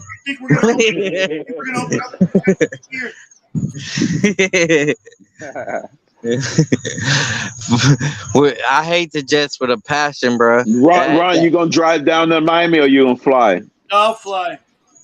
Okay. Yeah, it's much easier to fly. It's only like 2 hours away.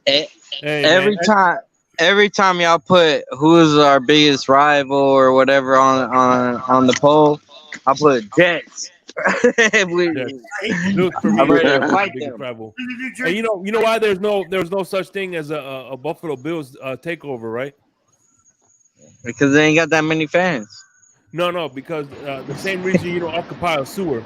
You don't want you don't want to take over the sewer, right? That's a good one. We're not occupying the sewer. Got him, Shake. Yeah, that's a good one, Shake. All those years I hate the Jets too. Yo, hey, that's part of growing up, man. Hating the Jets. Yep, absolutely. Yeah. I'd rather see the Jets be 0-16 than care about the Bills. The Bills are nobodies. They don't even win Super Bowls when they get there. So when you were growing up hating the Jets, when I was that age, it was the Bills for us, bro. So I still hate the Bills. Yeah, it was the Bills. It was like the Bills. What do you Color? We beat the Bills for 2 decades straight. Yeah, the 10 years. 10 years. Yeah, but the Bills are the reason that Dan Marino didn't get that precious ring we're all talking about. Right. It was the Bills. No. Thurman Thomas is the damn reason. That motherfucker. That too. 1985. And you know what's ironic? The last time we won a playoff game was Thurman Thomas was our running back. But we lost the championship game at home. Right. Yeah. That is funny, ain't it, Shake?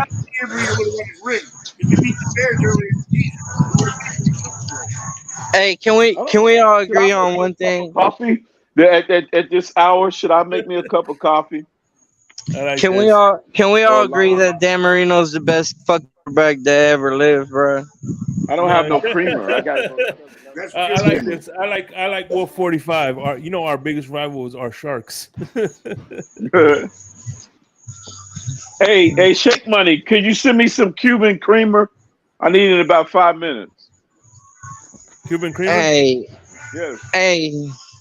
Dan Marino's in the Hall of Fame, right? We don't. I don't think. Yeah. We don't use Cubans. Don't use creamers in their coffee. Oh, okay. My bad. I just need something a little to spice it up a little bit. What the hell is cafe con leche? Hey, what is that? But cafe con leche. Look, when you drink when Cubans when we go to work we drink cortaditos, which doesn't come with. We drink that shit straight up. Cafe con leche is it's a luxury thing. You know what I'm saying? Oh, I got you. The foo-foo Cubans drink it.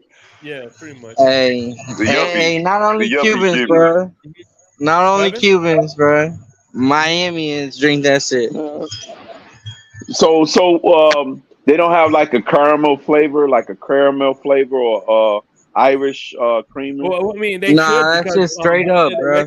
dulce de leche, but no, Cubans, like for instance, when Cubans drink their Cuban café con leche, they Yeah. usually have like like toast or something like that to go with it.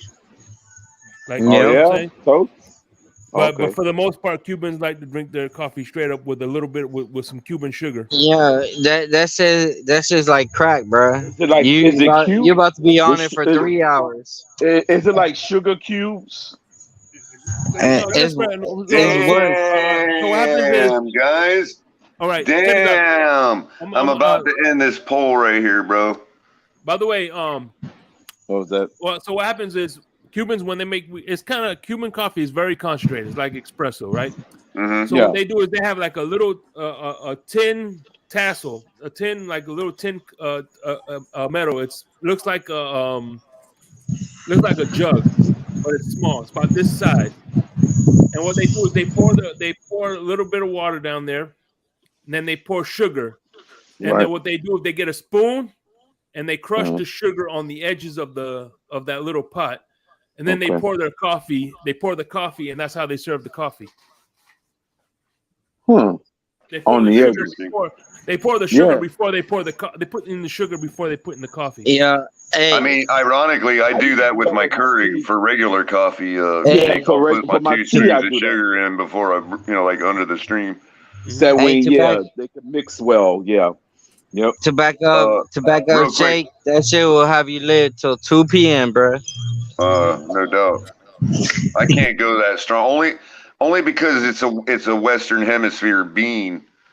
Like it's not like, I mean, I know people are gonna think certain ways about this, but the Western Hemisphere has the certain acidic level in the soil from top of North America all the way to South America that makes the coffee beans have a little bit more of that oily kind of bitter taste. You know what I mean? And the Eastern Hemisphere soils don't have that, so that's why like the Arab beans or the Arabica beans or the beans from the Middle East and all that are slightly different tastes, and African beans are a little bit different taste than the ones from like Colombia, Peru, and places like that. Now French roast will taste like that too, but then you have to remember they still got places over in the Caribbean that grow their coffee for them. You know what I mean? So they're still using that Western Hemisphere soil. Mm-hmm. I mean, it's good. Like, I don't mind the taste. I just don't prefer it. You know what I mean? But if I could find some good espresso made out of like some good Eastern Hemisphere beans, man, that'd be freaking awesome. Hey, by the way, Kevin Lee is one of my favorite members in chat because he donates, and I don't see him on here. So, Emicus, won't you come up and I know you want to talk about your Lakers, bro. Your Lakers won, bro. They're doing a good job. I really hope that the Heat play the Lakers because I want that bubble revenge game. The bubble revenge. That would be something, wouldn't it? Hell They finally get to fight it out on the actual. So real quick, guys, I want to announce these poll results because Lewis's balls are going to get that much bigger now because he has won his second poll in a row. Now I know it wasn't a poll for Lewis per se, but Lewis's position seems to be in favor in the poll. The question was how many more wins does Aaron Rodgers bring to the Jets? Answer was 5, 4, 3, or 2. 5, 4, 3, or 2 or below was the last choice. And 2 or below takes it 36% or 38%. I can't even read it, but it looks like 38%. Okay. So Lewis, 38% of the people plus 23% that said 3. That would be 59% of the people or more, if I read that correctly, right? Is that 36? Yeah, 36 and 23. 59% of the people agree with Lewis that Aaron Rodgers will bring no more than 3 wins to the Jets. Go ahead with the super chat there, Shake. Where's the super chat? Lewis made a bounce back. These polls have been. Hey, I told you, Lewis on fire. I told you. Oh, you know what, Lewis? You know what, Shake? It's not the little window in the studio that is like behind the stream. Okay. I told you, Lewis is for the people. Hey, but fuck Lewis. Where the fuck he's at? He's over there at home, chilling and doing nothing. Where Lewis at, I will bro? say it's interesting that only 12% said 4, while 26% said 5, which means the people that think he's going to get more than 3 wins think he's going big. You know what I mean? And going to get at least 5. Right, yeah. There's nobody like right down the middle as well. Exactly. The people that think you get more than 3 are like saying he'll light the league up, basically. The issue is it's not about Aaron Rodgers. It's about his weapons. If his weapons could stay healthy, then they're a problem. Because Aaron Rodgers needs somebody to throw to. And on top of that, Breece Hall, whatever his name is, if he stays healthy, he's gonna be an issue. That's the problem. He complained about his weapons in Green Bay. He's got the same weapons. Mm-hmm. And by the way, Jordan, everybody knows that Dan Mitchell is Amicus is the biggest Dan Mitchell fan there is.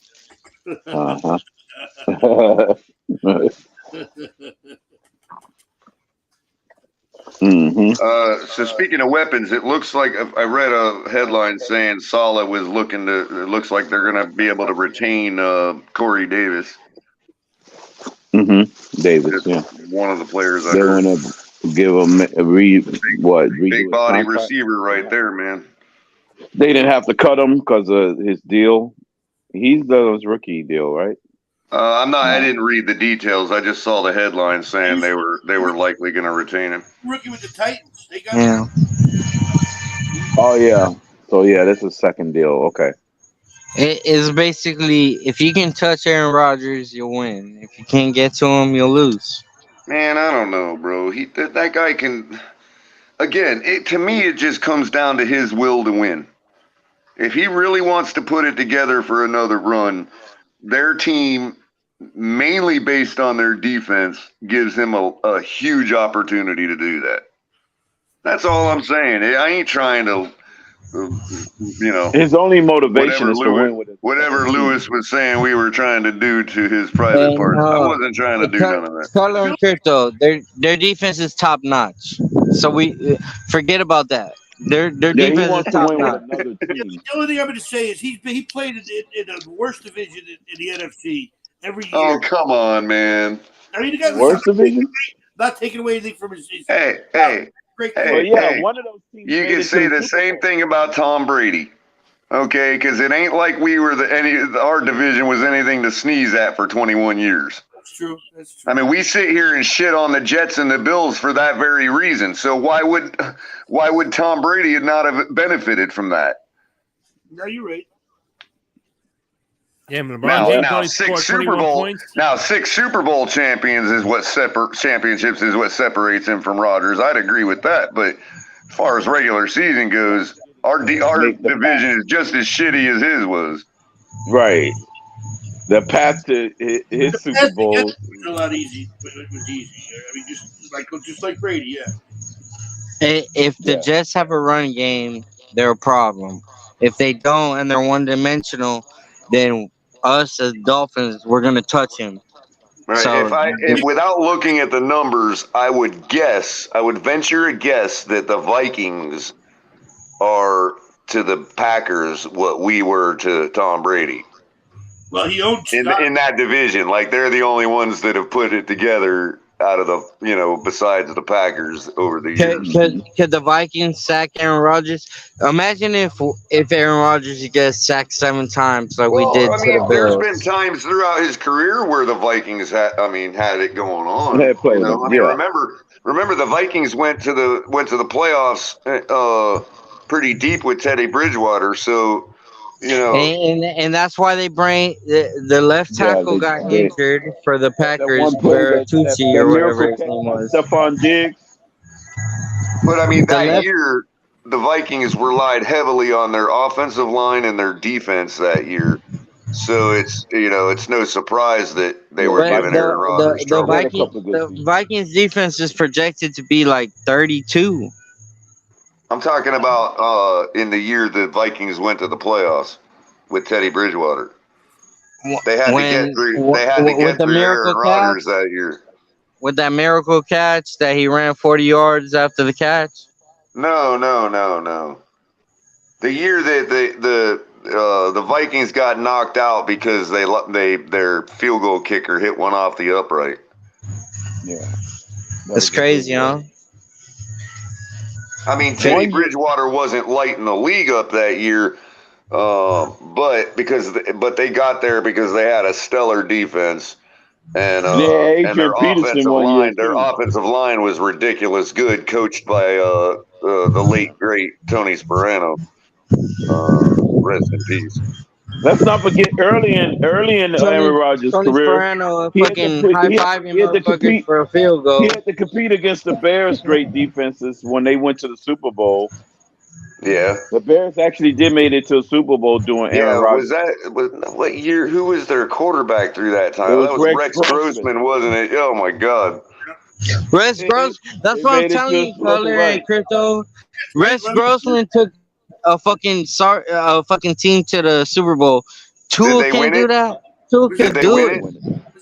Devin Hester took that shit to the house, opening kick. I don't recall if the Bears won the Super Bowl or not. No, but Devin Hester, if it was up to Devin Hester, they would have won that shit. But they was outclassed by the Colts. That's what I thought. They were outclassed. Devin Hester wasn't outclassed. Color Hester from the U, baby. He wasn't outclassed. That's true. That boy took it to the house on opening kick. I'd also be interested to find out how many other of the big teams that year were like suffering injuries and didn't make it. You know what I mean? Straight. Lovie Smith. Straight up, if Bengals got 2 different calls against the Chiefs, they would have won. They would have been the Super Bowl contenders from the AFC. They would have went to the Super Bowl. It was straight up playoff. It was straight up referee calls. No, wasn't the guy clearly the reason why Bengals didn't beat the. That was a terrible hit. No, before that. That was a play. Before that. No, that's what cost him the game at the end. He kicked the field goal because of a dirty hit. Crypto, you're right. You're right. But before that, there was several questionable calls that if it would have went the Bengals' way, they would have been the representatives of the AFC.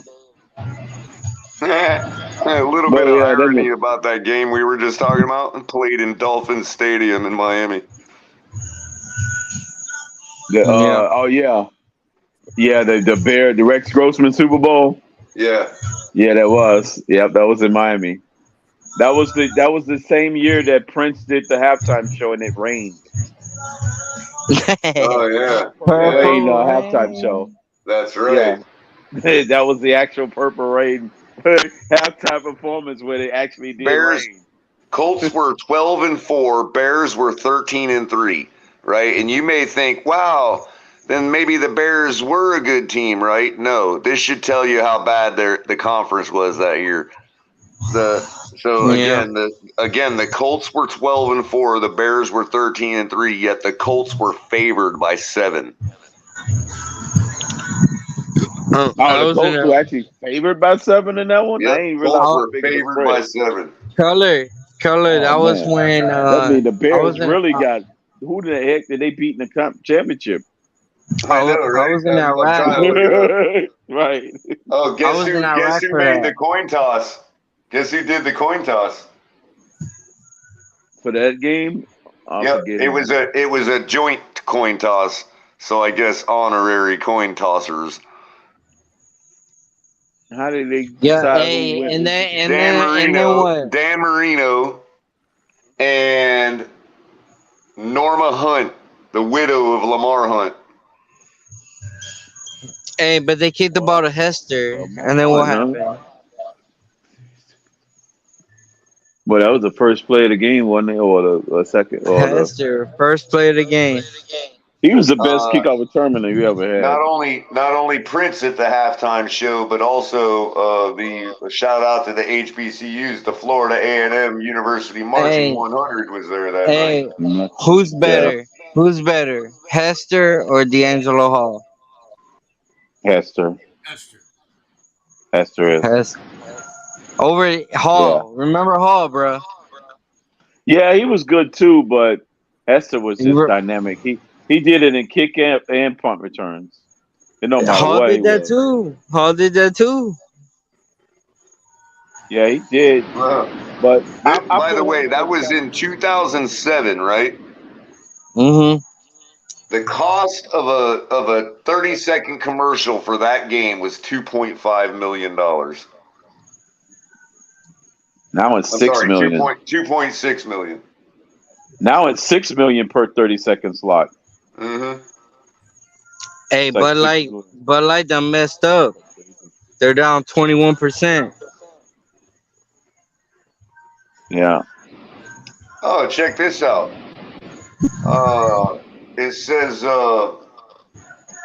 this was the first Super Bowl played at the stadium since the city of Miami Gardens, where the stadium is located, was incorporated on May 13th, 2003. Mm-hmm.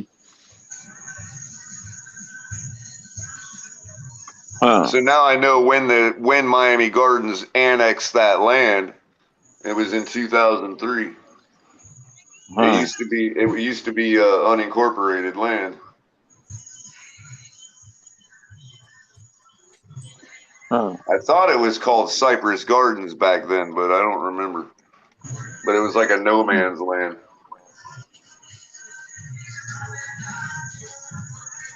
All right, so here we go. Chicago Bears. Let's see. It's going to give us a little synopsis on their season.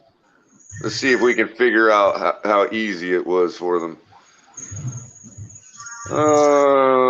Advanced to the second Super Bowl in franchise history. Defeated the Seattle Seahawks 27-24 in overtime in the divisional round, and the New Orleans Saints 39-14 in the NFC Championship game. And I do believe that may be the New Orleans Saints' #1 defense that was built by Vic Fangio.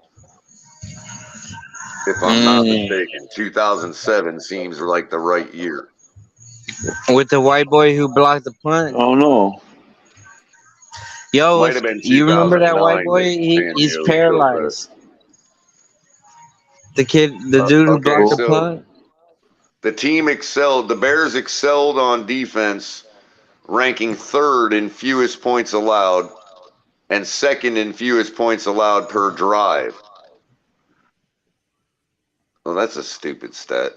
They also ranked 2nd in scoring, although only 10th in points per offensive drive, thanks to a league-leading 65 points scored on defense or special teams plays.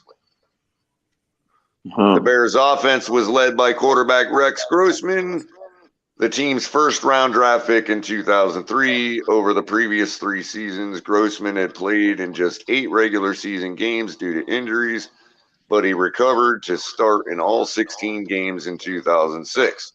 By the end of the season, he finished with 3,193 yards and 23 touchdowns, the most by a Bears quarterback since 1995. Grossman had difficulty avoiding turnovers, however, and threw 20 interceptions and lost 5 fumbles during the year.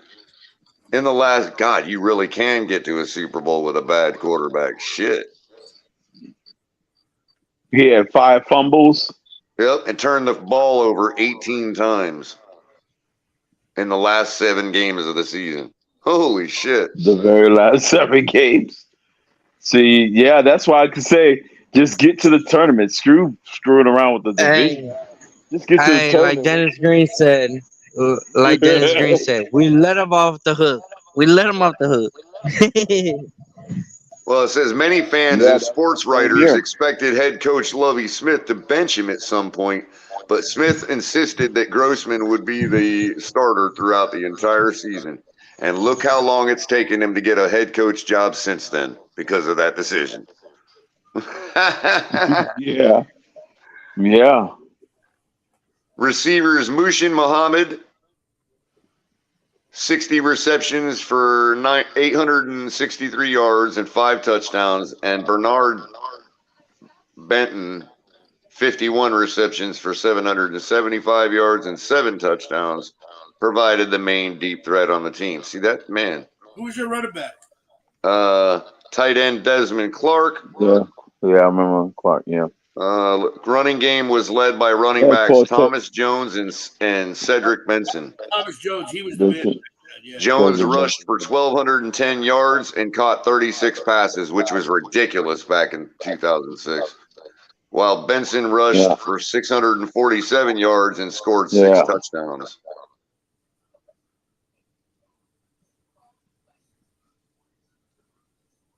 Names on defense. Well, y'all will recognize this one. Adwale Agunlie, who had 6.5 sacks. Tommy Harris, Mark Anderson, Lance Briggs, Brian Urlacher, Ricky Manning, Charles Tillman. That's a stacked defense, man. Damn. Secondary, yeah. Lance Briggs.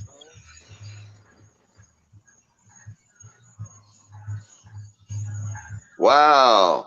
I didn't realize this guy had been in the league this long. Jesus. And now I do remember him being with them. The Bears special teams sent 3 players to the Pro Bowl, including special teams ace Brendan Ian-Badeo. I'm sorry. Sorry, Brandon. I should have seen that. And kicker Robbie Gould. Wow. Who led all NFL kickers with 143 points. And rookie return man and U alum Devin Hester, who gained 600 punt return yards with a 12.8 yards per return average, the second highest in the NFL. He also set a league record with 6 touchdowns on special teams. Holy shit. 6 touchdowns on special teams. Damn. Yeah. That's a lot, Color. Top of the league. 6.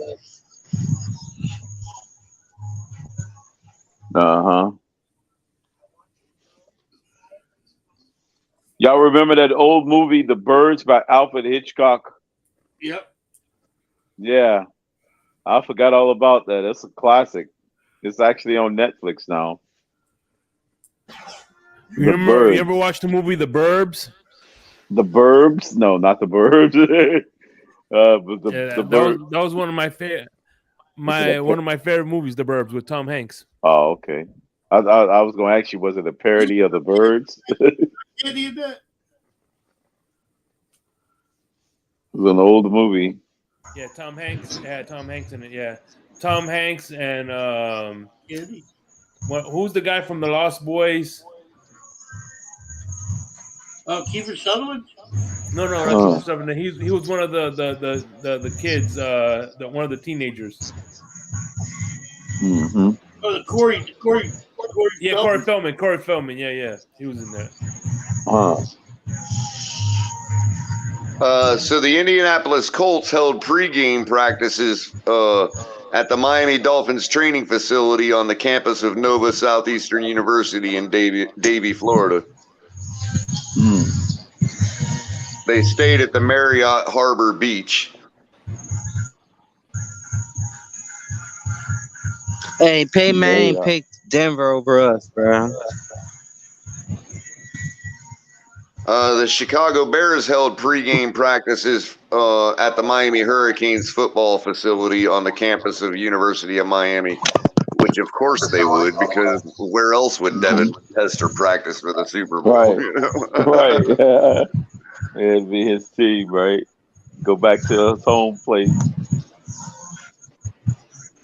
Wow. Chicago Hey, defensive tackle. everybody, Go ahead. everybody should What were you gonna YouTube say? that kick return from. Everybody should YouTube that kick return from Devin Hester on the So opening kickoff.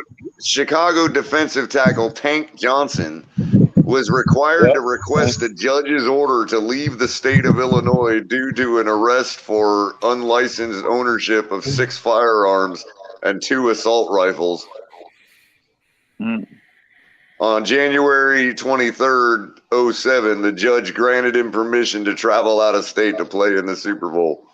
And y'all, people think the NFL is rough now, man. Damn.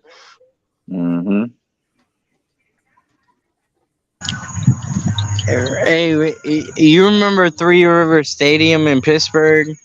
That shit was, the floor was crazy. Like when Kendall, what was that? The black quarterback, that would do. What was his name? You talking about Cordell Stewart? Cordell Stewart, man. That Three River Stadium was freaking nuts, man. That floor was concrete. It was crazy back then. There's a tidbit that Crypto might find interesting. Chicago and Indianapolis are the 2 closest cities geographically to ever play in a Super Bowl, at 182 miles apart, connected by a route that is mostly Interstate 65. They are slightly closer than New York and Baltimore, whose teams played each other in, like, I don't know what it says. The first Super Bowl. Yeah, I thought it was Miami and San Francisco were the 2 closest. Right. Hey, why do we have to play San Francisco, man? This prompted Colts coach Tony Dungy to joke to Jim Nantz at the end of the championship game that the 2 teams should split the difference and play the game in Fort Wayne. Right. Indiana. Yeah, exactly. Or Gary. And maybe Michael Jackson would have did the halftime show instead of Prince. Hey, you know, Gary, Indiana was booming, and now it's a freaking dump. This was the first Super Bowl since Super Bowl 5 that all players on both teams wore black shoes. Damn. In Super Bowl 5, everybody I ain't paid attention to the shoes they were wearing. Every single player wore black shoes, huh? That's interesting. 2007.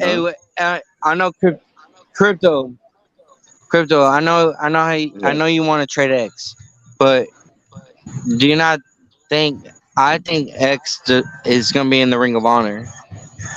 What do y'all think about that? Like X in the Ring of Honor.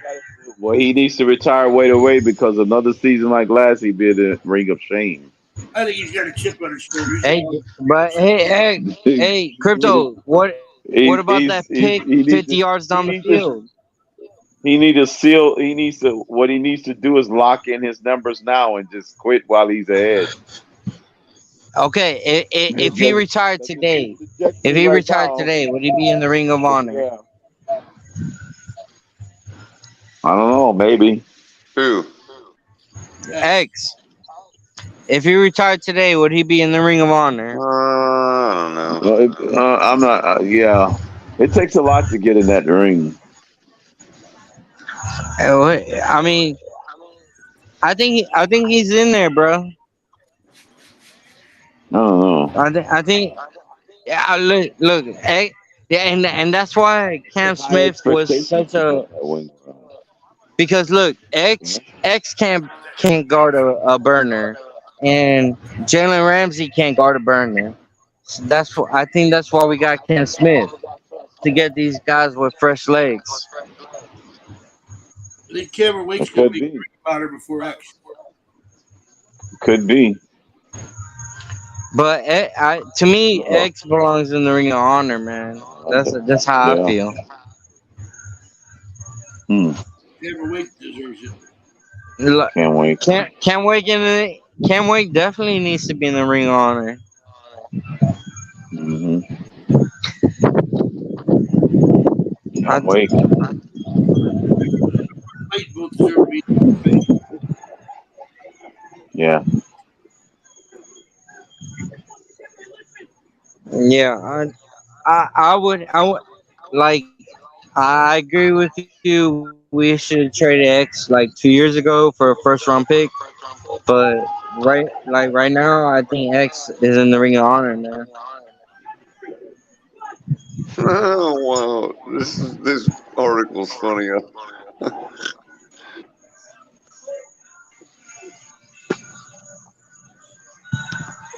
What article, color? So a different ad for General Motors featured a laid-off assembly line robot contemplating suicide, which drew criticism from the American Foundation for Suicide Prevention.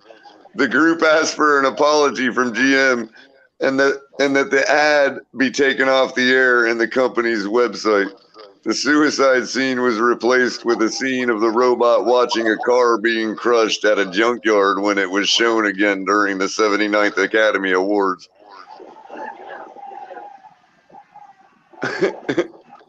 All right.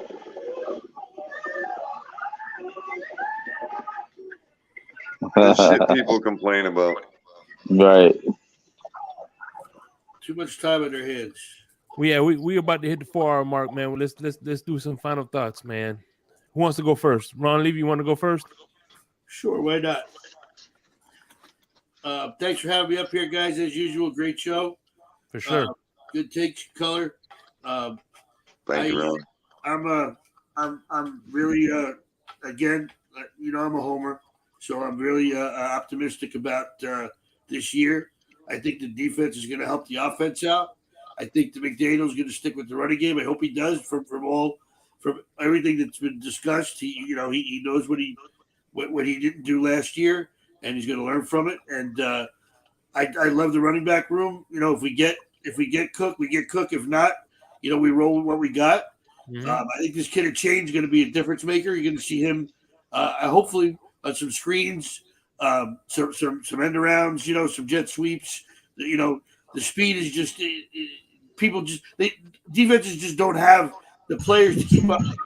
So someone's going to be open on every play, and I just hope, like I said, the shorter fields and more possessions with the defense being better is just going to make us that much better this year. So fins up.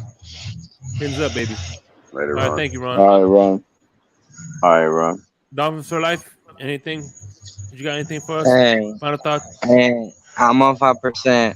But fuck that shit. Hey, first thing first. No matter what color says, he's the number one Dolphins fan in this motherfucker. For sure. See, y'all better respect. Fuck that shit EM be talking about. Mm-hmm. Hey, we about to win the Super Bowl, bro. And despite Tua, you just read Rex Grossman's stats, bro. We about to win the Super Bowl, and we about to bring this shit home. Dolphins forever, bro. 305 all day. Love you guys. What's up, brother? Say, love you, man. hey, say, be safe, you my the brother. man. Color, you the man. Right, Crypto, you the Thanks, man. Dolphins, Fuck for all life. that shit.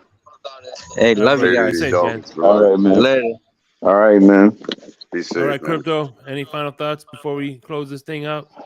Nothing. I'm gonna sake money. I'm watching a rerun of Squid Games. I guess the Dolphins are not squids. We're dolphins. So we get to survive to the next round. All right. So there's nothing but peace and chicken grease. Yep. Peace and chicken grease.